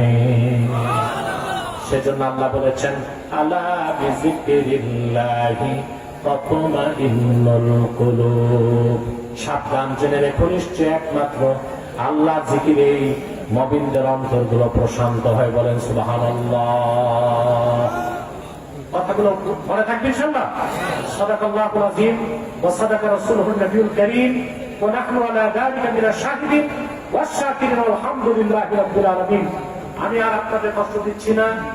বিদায় লগ্নে আমার সংগঠনের পক্ষ থেকে কয়েকটা কথা বলেই চলে যাচ্ছি আমরা। এই মিয়া বসো। মানে যাচ্ছে, অন্য লোক আসতেছে, কিন্তু এখন তো উঠার টাইম নাই, কি বলে? আর বসছে তো মাগরিবের পর, উঠাও কি একটু করবে আমি জানি, কিন্তু এইগুলোর ধমক না দিলে একটারে দেখে আরেকটাই শিখবে। প্রিয় বন্ধুগণ, তাহরিকে খাতমের উপর বাংলাদেশ সারা দেশে কাজ করে যাচ্ছে অরাজনৈতিক ভাবে। তাহরিকের স্লোগান বাংলাদেশে বাস্তবায়ন হচ্ছে, মাসলাক যার যার, দ্বীন ইসলাম সবার। ঠিক কিনা? আমি আমার সংগঠনের পক্ষ থেকে আপনাদেরকে আহ্বান করে যাচ্ছি, ভাইরা, বাংলাদেশে সবাই ঐক্য চায়। কি চায়? ঐক্য চায় সবাই। আমি ঐক্য চাই, কিন্তু আমার নীতি ভিন্ন। সবাই শুধু চায় রাজনৈতিক ঐক্য, আর আমি চাই অরাজনৈতিক ঐক্য। রাজনৈতিক ভাবে দেশের 14 কোটি মুসলমানকে এক করা সম্ভব না, অরাজনৈতিক ভাবে সম্ভব। রাজনৈতিক ভাবে সম্ভব। আমি একটা দৃষ্টান্ত দিচ্ছি আপনাদেরকে। আপনারা হাজার হাজার লোক বসে আছেন, এত গভীর রাত, মনে করুন, বলেন নাউজুবিল্লাহ, আমি আপনাদের এই আসনে দাঁড়াইলাম, বলেন নাউজুবিল্লাহ, 10 ভাগের 1 ভাগ লোক আমাকে ভোট দিবেন? লজ্জায় তো বলবেন না, আমি তো জানি যে লোকগুলো আছেন 10 ভাগের 1 ভাগ লোক আমাকে ভোট দিবেন না। কারণ রাজনৈতিক ব্যানারে আমি আপনাদের ডাকি নাই, ডেকেছি আল্লাহর কোরআনের কথা বলতে। বোঝা যাচ্ছে রাজনৈতিক ঐক্য খুব কঠিন বিষয়। অরাজনৈতিক ভাবে আমরা মুসলমানরা এক হইতে পারি। অরাজনৈতিক ঐক্যের মাধ্যমে যারা ইসলামী রাজনীতি করছেন আমরা তাদেরকে অ্যাপ্রিশিয়েট করি, এবং আমরা চাই বেশি থেকে বেশি ইসলামপন্থী সংসদে যাক। আমরা যারা খেলাফায় বিশ্বাসী, আমরা মনে করি খেলাফত একদিন প্রতিষ্ঠিত হবেই বাংলাদেশে। তবে ইসলামী সমাজ আগে করতে হবে। বলুন তো, সমাজ বড় না রাষ্ট্র বড়? রাষ্ট্রবিজ্ঞানের ভাষ্য হচ্ছে, society is great than state রাষ্ট্র থেকে সমাজ বড়। আমরা অরাজনৈতিক ভাবে ঐক্যবদ্ধ হয়ে যদি এই প্রজন্মকে ইসলামী সমাজ উপহার দিতে পারি, আগামীর প্রজন্ম বাংলাদেশকে ইসলামী রাষ্ট্র উপহার দিতে পারবে। পারবে কিনা? আসুন, এখানে আপনারা বিভিন্ন দলের লোক আছেন, এখানে আলিয়া মাদ্রাসার লোক আছেন, কমি মাদ্রাসার আছেন, জনপুর, বদরপুর, ফুলতলি, ফুলফুরা, বিভিন্ন মাসলাকের পীরমা সাহেবদের অনুসারী আছেন, বিএনপি আছে, জামাত আছে, আওয়ামী লীগও আছে। যে যাই বলুক, আমি মিথ্যা কথা বলি না। বলবেন আওয়ামী লীগটাই এটা হইতে পারে না। কিছু নেতা আছে জেলে, কিছু আছে জঙ্গলে, বাকিরা দেশেই আছে। অতএব আপনি সব জবাই করে দিবেন, এটা হয় না। যারা মাঠে আছে এদেরকে তওবার সুযোগ করে দিতে হবে, এটা আমি মনে করি। এটা হচ্ছে, এটা যদি না করেন তো বাংলাদেশ সিভিল ওয়ার হবে। পশ্চিমারা এটা চাচ্ছে, সিভিল ওয়ার, বিরোধ যুদ্ধ লাগাতে বাংলাদেশে। যদি সব দলের মুসলমান এক হইতে না পারেন তাহলে সিভিল ওয়ার হবে, কেউ ঠেকাতে পারবে না। তিনটা নীতিতে আমরা এক হয়ে যাব, তিনটা বিষয়ে রাজি। ইসলামের সুমহান স্বার্থ রক্ষায় আমরা ঐক্যবদ্ধ হয়ে যাব, মুসলমানদের মৌলিক দাবিগুলো আদায় এক হয়ে যাব, আর বাংলাদেশের স্বাধীনতা রক্ষায় আমরা এক হয়ে যাব। আমাদের এই তিনটি স্বার্থের বিরুদ্ধে কাজ করতেছে তিনটি অমুসলিম সম্প্রদায়। তার মধ্যে সবচেয়ে জঘন্য হচ্ছে কুখ্যাত কাদিয়ানী সম্প্রদায়। নিঃসন্দেহে তারা কাফের এবং অমুসলিম। তারা আল্লাহর আখির নবী মুহাম্মদ সাল্লাল্লাহু আলাইহি সাল্লামকে আল্লাহর শেষ নবী হিসেবে বিশ্বাস করে না। চিল্লায় বলেন নাউজুবিল্লাহ। সেজন্য তারা কি? তাদেরকে যারা কাফের বলবে না তারা কি? মানুষকে তারা ধোঁকা দেয়। মুসলমানদের মতো দাঁড়িয়ে রাখে, চুপি লাগায়, নামও রাখে, তাই বলে মুসলমান হবে? আরে ভাই, দাঁড়িয়ে রাখলে তো মুসলমান হইতে পারলে রবি ঠাকুরের চেয়ে বড় মুসলমান কে হইত? সে কি মুসলিম ছিল না অমুসলিম? টুপি লাগালে মুসলমান হওয়া যায়? দিল্লি পার্লামেন্টে হিন্দু এমপিরাও টুপি লাগায়, সে কি মুসলিম? তারা মুসলিম। নাম রাখলে মুসলমান হওয়া যায়? এক শয়তান বোতলে পেশাব করে নাম লেখছে শরবত, শরবত হবে? তাই বলে ঠিক সেভাবে কাদিয়ানেরাও মুসলমান হতে পারে না। আব্দুল আউয়াল, আব্দুল সামাদ, মুবাশশির আলী, কবির চৌধুরী, শাহরিয়ার কবির, নিঝুম ঝুমদার, এসব নাম রাখার দ্বারা তারা মুসলমান হতে পারে না। আমার ভাইরা, আমার বন্ধুরা, আমার আল্লাহ ও নূর নবীজি আমার মুহাম্মদ সাল্লাল্লাহু আলাইহি সাল্লামের ইসলাম ও কোরআনের হাজার হাজার বছর পরে বর্তমান ভারতের কুখ্যাত পাঞ্জাবের কুখ্যাত গুরদাসপুরের কুখ্যাত কাদিয়ানে ইংরেজ আমলে এক শয়তান নিজের নবীদার করছে। চিল্লায় বলেন নাউজুবিল্লাহ। শয়তানের নাম রাখছে তার বাপ মির্জা গোলাম আহমদ কাদিয়ানী। সাবধান, তাকে গোলাম আহমদ বলা যাবে না, কারণ গোলাম আহমদ অর্থ আহমদ এর গোলাম। কোন কাফের কোনদিনও গোলাম আহমদ, আহমদ এর গোলাম হতে পারে না। আর কাদিয়ানের কাজরাত ছিল শেষ পর্যায়ের কুখ্যাত কাফের। সে গোলাম আহমদ, আহমদ এর গোলাম ছিল না, সে ছিল কুখ্যাত শয়তানের কুখ্যাত গোলাম। এই শয়তানটা বলছিল 1857 সালে কোরআন শরীফ বাজেয়াপ্ত হয়েছে। তার চেয়ে বড় শয়তান আর আছে? কাদিয়ানের কাযযাব, মিথ্যা নবুয়তের দাবিদার মির্জা গোলাম শয়তান কাদিয়ানির উপর গজব এসেছে 1908 সালে। যখন গজব এসেছে, কাদিয়ানের কাযযাব, মিথ্যা নবুয়তের দাবিদার ইংরেজদের পা চাটা গোলাম মির্জা গোলাম শয়তান কাদিয়ানি 1908 সালে ধ্বংস হয়ে কুখ্যাত জাহান্নামের কুখ্যাত কুকুরে পরিণত হয়েছে। তার অনুসারীরাও ধ্বংস হয়েছে। বর্তমানে কিছু কাদিয়ানি বাংলাদেশে আছে। 100 আস্তানা করে ফেলছে বাংলাদেশে। আপনাদের মৌলভীবাজারে করছে, ওখানে সুনামগঞ্জ দিরাইতে করছে, বিভিন্ন জায়গায় আস্তানা করতেছে। ওদের সবচেয়ে বেশি উৎপাত পঞ্চগড়ে আর ব্রাহ্মণবাড়িয়ায়। সবচেয়ে দুঃখজনক, আপনাদের সিলেট শহরে সোভানীঘাট এলাকায় কাদিয়ানির একটা আস্তানা করে ফেলেছে। এর চেয়ে বড় দুঃখজনক বিষয় আছে? 100 আস্তানা করে ফেলছে। নাম পরিবর্তন করে করে মিথ্যা পরিচয় দেয় তারা। কখনো নিজেদের পরিচয় দেয় আহমদী জামাত, কখনো বলে আহমদিয়া জামাত, কখনো বলে আহমদী সম্প্রদায়, কখনো বলে আহমদিয়া সম্প্রদায়, কখনো বলে আহমদী মুসলিম জামাত, কখনো বলে আহমদিয়া মুসলিম জামাত। সাবধান, যত কাদিয়ানি ছিল আছে থাকবে, তারা কেউ আহমদী জামাত নয়, আহমদিয়া জামাত নয়, আহমদী সম্প্রদায় নয়, আহমদিয়া সম্প্রদায় নয়, আহমদী মুসলিম জামাত নয়, আহমদিয়া মুসলিম জামাত নয়, তারা শয়তানি জামাত, কুখ্যাত জাহান্নামের কুখ্যাত কুকুরের দল। আমাদের সকল দলের একটাই দাবি, তাদেরকে অমুসলিম ঘোষণা করতে হবে। এই দেশে হিন্দু বৌদ্ধ খ্রিস্টান আছে না? যেহেতু সেকুলার রাষ্ট্র, হিন্দু বৌদ্ধ খ্রিস্টান তো থাকতেই পারে, কিন্তু আছে কি পরিচয়ে? অমুসলিম। তো অমুসলিম পরিচয় আছে, আমাদের সমস্যা আছে?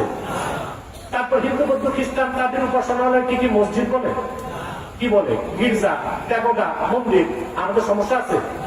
কিন্তু কাদিয়ানীরা ইহুদিদের চেয়ে নিকৃষ্ট কাফের, কিন্তু তারা তাদেরকে মুসলিম দাবি করে, এইটা মেনে নেওয়া যেতে পারে না।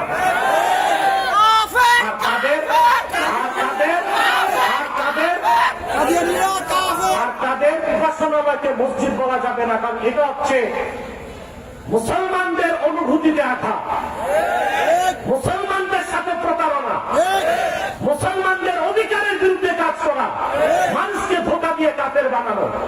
তো সেকুলার রাষ্ট্রের কাজ শুধুমাত্র অমুসলিমদের স্বার্থ রক্ষা করা। আর যে 14 কোটি মুসলমানের রক্ত পানি করা ঘামের পয়সায় মন্ত্রী, এমপি, প্রধান উপদেষ্টার গাড়ির পেট্রোল জলে বেতন হয়, সেই মুসলমানের অধিকার রক্ষা করা হবে না। এইরকম সেকুলার বাংলাদেশ চাই না। আমাদের সকল দলের একটাই দাবি, অনতিবিলম্বে স্বাধীন বাংলায় শয়তান কাদিয়ানীদেরকে রাষ্ট্রীয়ভাবে অমুসলিম ঘোষণা করতেই হবে, করতেই হবে, করতেই হবে।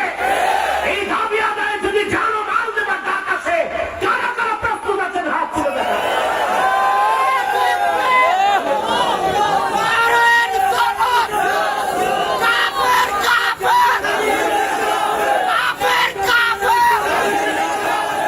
সম্মানিত সুধী, তাদেরকে অর্থনৈতিক সহযোগিতা করবেন না, করেন? কথা বলেন। আপনারা বলতে পারেন অমুসলিমদের পণ্যই তো বেশি, চাইনিজ পণ্য, ইন্ডিয়ান পণ্য, আমেরিকান পণ্য সব বাদ দিলে চলবো কেমন করে? অন্যান্য অমুসলিমরা ব্যবসা করে ব্যবসার জন্য, কিন্তু কাদিয়ানীরা ব্যবসা করে যে টাকা লাভ করে সেটা খরচ করে ইসলাম ও মুসলমানের বিপক্ষে। অতএব তাদের পণ্য ধরা কি না বেচা আপনাদের উচিত হবে? প্রাণ, সিজান, আরএফএল, প্রথম আলো নামের প্রথম অন্ধকার পত্রিকা, ডেইলি স্টার, ভিশন, এগুলো তাদের নৈতিক দায়িত্ব হিসেবে এগুলো ধরবেন না, কিনবেন না, বেচবেন না, মনে থাকবেন ইনশাল্লাহ। আরেকটা মুসলিম সম্প্রদায় আমাদের যুবকদেরকে ধ্বংস করে দিচ্ছে, এটার নাম হিজবুত তাওহীদ। এটাও একেবারে ইসরায়েল কর্তৃক পরিচালিত। তারা যুবকদেরকে ধ্বংস করতেছে হানি ট্র্যাপের মাধ্যমে। তারা প্রচার করে পর্দা বলে কিছু নাই, বোরকা হচ্ছে বাক্স, ছেলে মেয়ে একসাথে চলাফেরা করবে, ফ্রি মিক্সিং, লিভ টুগেদার। তারা বলে যুবক যুবতী রাজি থাকলে বিয়ে ছাড়াও ফিজিক্যাল রিলেশন হতে পারে। তারা বলে নামাজ হচ্ছে ট্রেনিং, ওযু থাকলেও হবে, ওযু ছাড়াও হবে। ওরা বলে দজ্জাল বলতে কিছু নেই, আমেরিকায় দজ্জাল। ওরা ইসলামের পরিভাষা বদলাতে চায়, ইসলাম বলে না, বলে ইসলাম। ইমাম বলে না, বলে এমাম। তারপরে নামাজ বলে না, বলে নমাজ। এদের ব্যাপারে সাবধান থাকতে হবে। কথা বুঝতে পারছেন? আমাদের সভ্যতাটাকে যদি ধরে রাখা না যায়, তাহলে মনে রাখবেন আপনাদের অস্তিত্ব শেষ, বাংলাদেশের স্বাধীনতাও শেষ। বাংলাদেশের স্বাধীনতা মূল চেতনা ইসলাম এবং মুসলমান।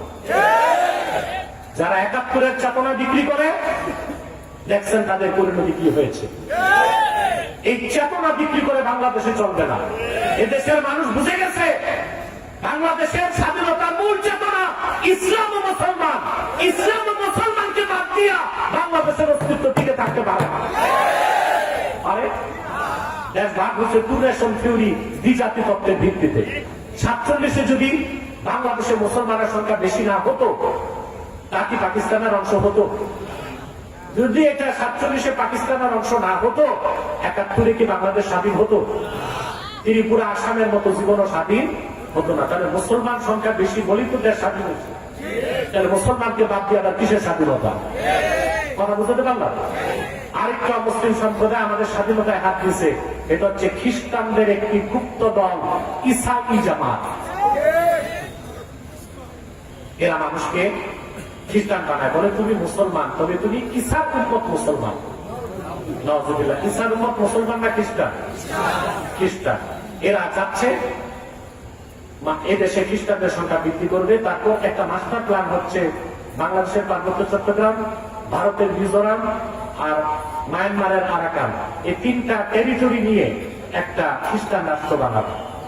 অতএব এখন যদি আপনারা এক না হন, রাজনৈতিক দলগুলো যদি ঐক্যবদ্ধ না হন, তাহলে দেশের স্বাধীনতা হুমকির মুখে। এই খ্রিস্টানদের ফেতনা আমাদেরকে 2 হাতে নির্মূল করতে হবে। এক থাকবেন আপনাদের প্রিয় সংগঠন তাহরিকে হাক্কের উপর বাংলাদেশ অরাজনৈতিক ভাবে আপনাদের নেতৃত্ব দিয়ে যাচ্ছে, সকল দাবি দেওয়া আদায়ের আগ পর্যন্ত নেতৃত্ব দিয়ে যাবে ইনশাআল্লাহ। আল্লাহ আমাদেরকে কবুল করুন, আল্লাহ আমাদেরকে মঞ্জুর করুন। আমি সবার জন্য দোয়া করব। দেশ নেত্রী বেগম খালেদা জিয়ার জন্য না বললেও দোয়া করতাম, ইতিমধ্যে করে ফেলছি। কারণ এই মুহূর্তে বাংলাদেশের রাজনৈতিক সংকটে খালেদা জিয়াকে দরকার আছে। এটা কারো কাছে খারাপ লাগুক, কারো কাছে কি লাগে আমার দেখার দরকার নেই, এটা বাস্তবতা। বাংলাদেশের এই পলিটিক্যাল ক্রাইসিস সময়ে বেগম খালেদা জিয়ার দরকার আছে। আমরা তার জন্য দোয়া করবো, আল্লাহ থেকে হায়াত দারাজ করুন, সুস্থ করে দিন, এবং তার সন্তান মায়ের করে ফিরে আসে, এটাও দোয়া করে দিব।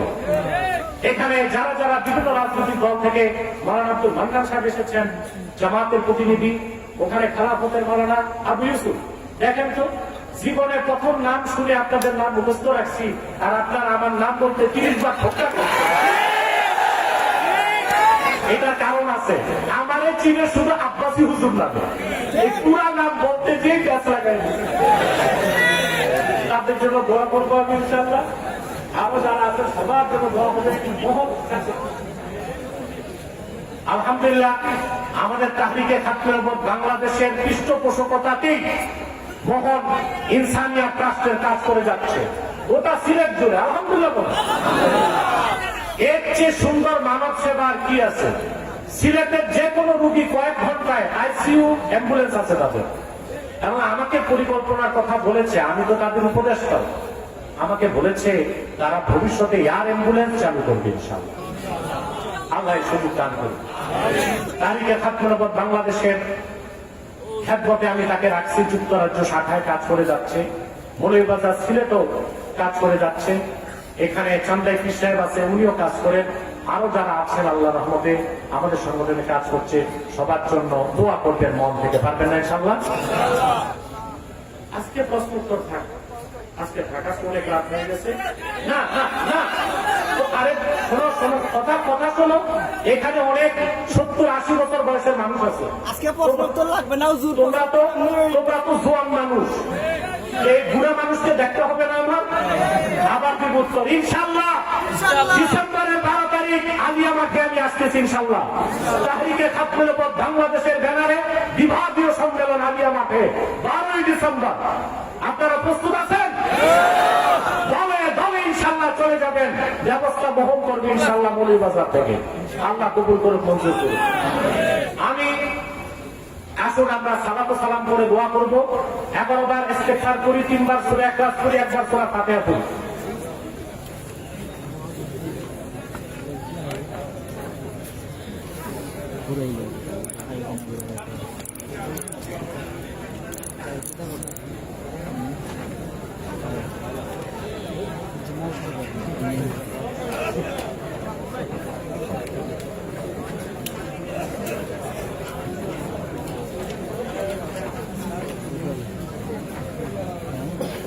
না ইউটিউবার, তোমরা এটা খারাপ কাজ করতেছো। বসো বসো বসো বসো, সব বসো, সব বসো, সব বসো।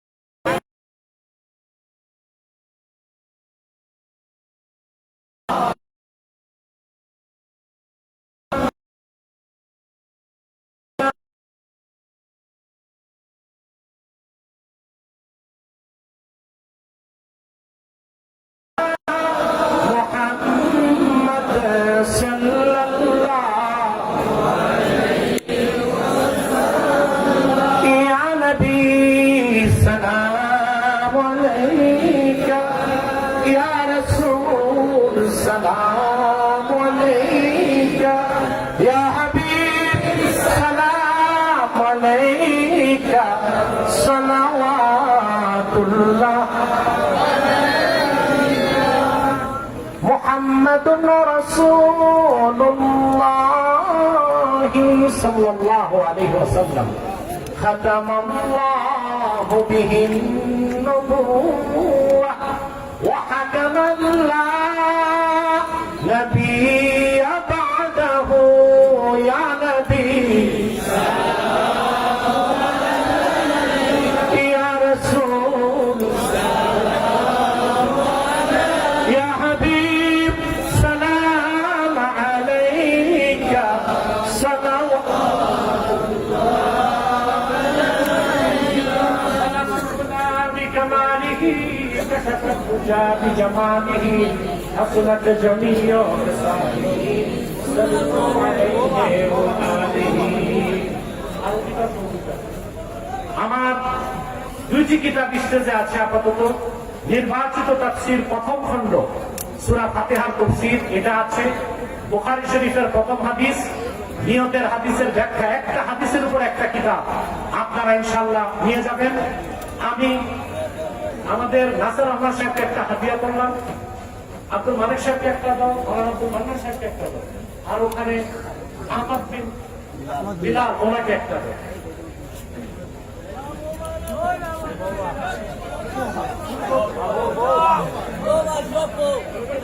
আল্লাহর রহমান টিপু বাদ যাবে কেন, তাকে একটা দাও।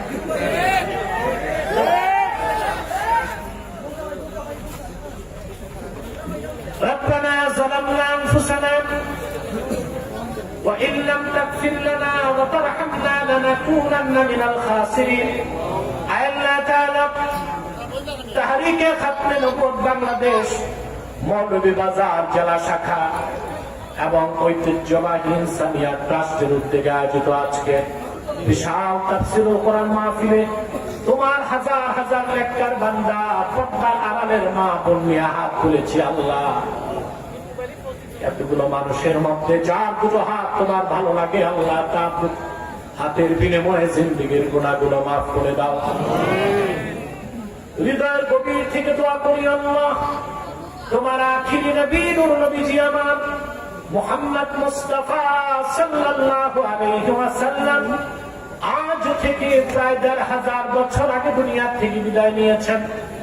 হায়াতুন নবী হিসেবে জান্নাতুল ফেরদাউস রওজা মুবারকে বিশ্রাম নিয়েছেন।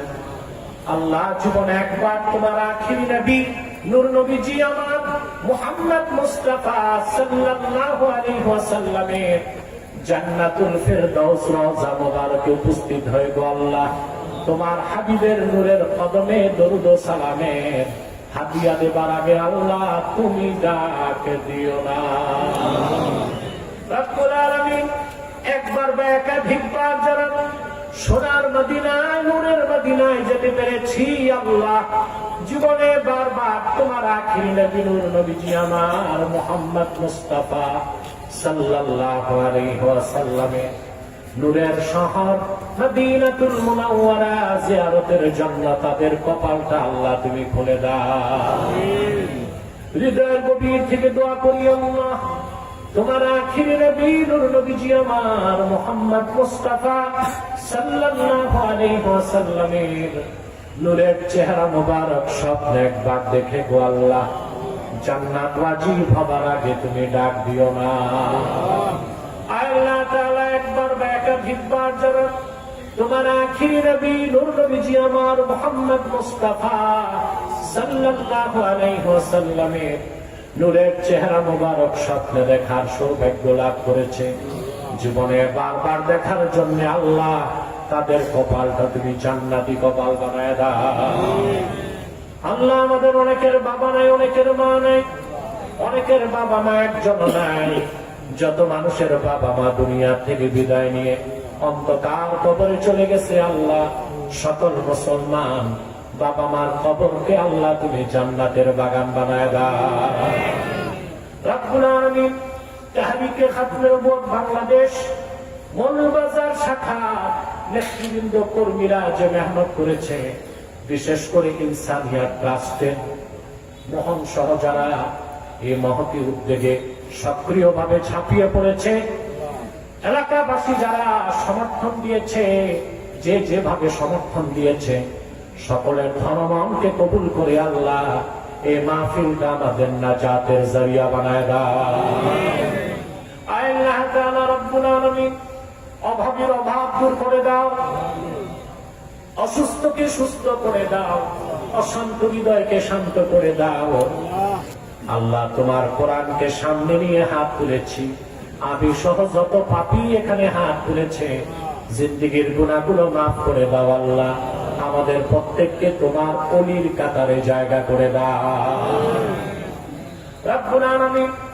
পর্দার আড়ালে আমার মা বোন যারা হাত তুলে বসে আছেন, আল্লাহ তাদের প্রত্যেককে সুখের সংসার দান করো, ঘরে বাহিরে শান্তি দাও, সন্তানগুলোকে তাদের বাধ্য করে দাও।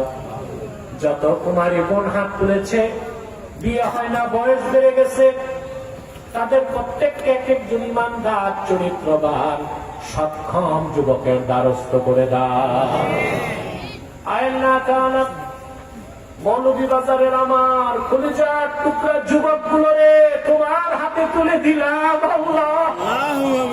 প্রত্যেক যুবককে খাঁটি ইমানদার বানায় দাও, সহিহ আকীদার ধারক বানায় দাও, আহলুস সুন্নাহ ওয়াল জামাতের অনুসারী বানায় দাও, তাহরিকে খাতমের নবুয়ত বাংলাদেশের সৈনিক বানায় দাও, নামাজি বানায় দাও।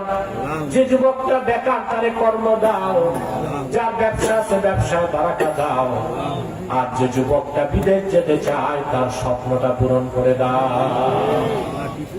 ভাইরা আমার, একটি মিনিট সময় ছেড়ে দিলাম, চক্ষুটা বন্ধ করুন, দিলটা নরম করুন, মাথাটা নত করুন। আল্লাহ রাখির নবী নূর নবীজি আমার মুহাম্মদ মুস্তাফা সাল্লাল্লাহু আলাইহি ওয়াসাল্লামের ওসিলা ধরে আল্লাহর কাছে চান, যা চাইবেন তাই পাবেন। যদি পারেন ভাইরা, সারা জীবনের গুনার কথা মনে করে মুনাজাতে আত্মসমর্পণ করে আমার আল্লাহর কাছে 2 ফোঁটা চোখের পানি ছেড়ে দিন আল্লাহর জন্য। তওবা কবুল হয়ে যাবে, দোয়াও কবুল হয়ে যাবে।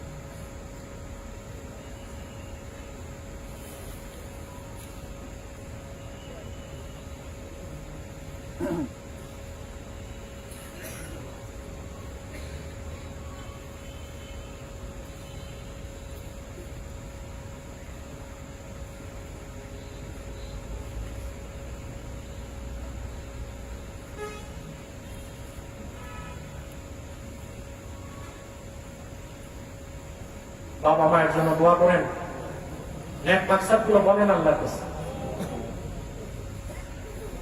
اللهم إنا نتوسل إليك بوسيلة حبيبك المحترم نبيك الخاتم سيدنا وسيد الأبرار نبينا ونبي الأنبياء محمد بن عبد الله نبي الله رسول الله صلى الله عليه وسلم الذي أكملت به قصر النبوة وحكمت لا نبي بعده وأعلنت في القرآن بالبرهان أن محمدا صلى الله عليه وسلم خاتم النبيين والمرسلين قبل 1500 سنة وصلى الله تعالى على خير خلقه نبينا محمد نور الله وعلى آله وصحبه أجمعين برحمتك يا أرحم الراحمين. السلام عليكم ورحمة الله تعالى وبركاته.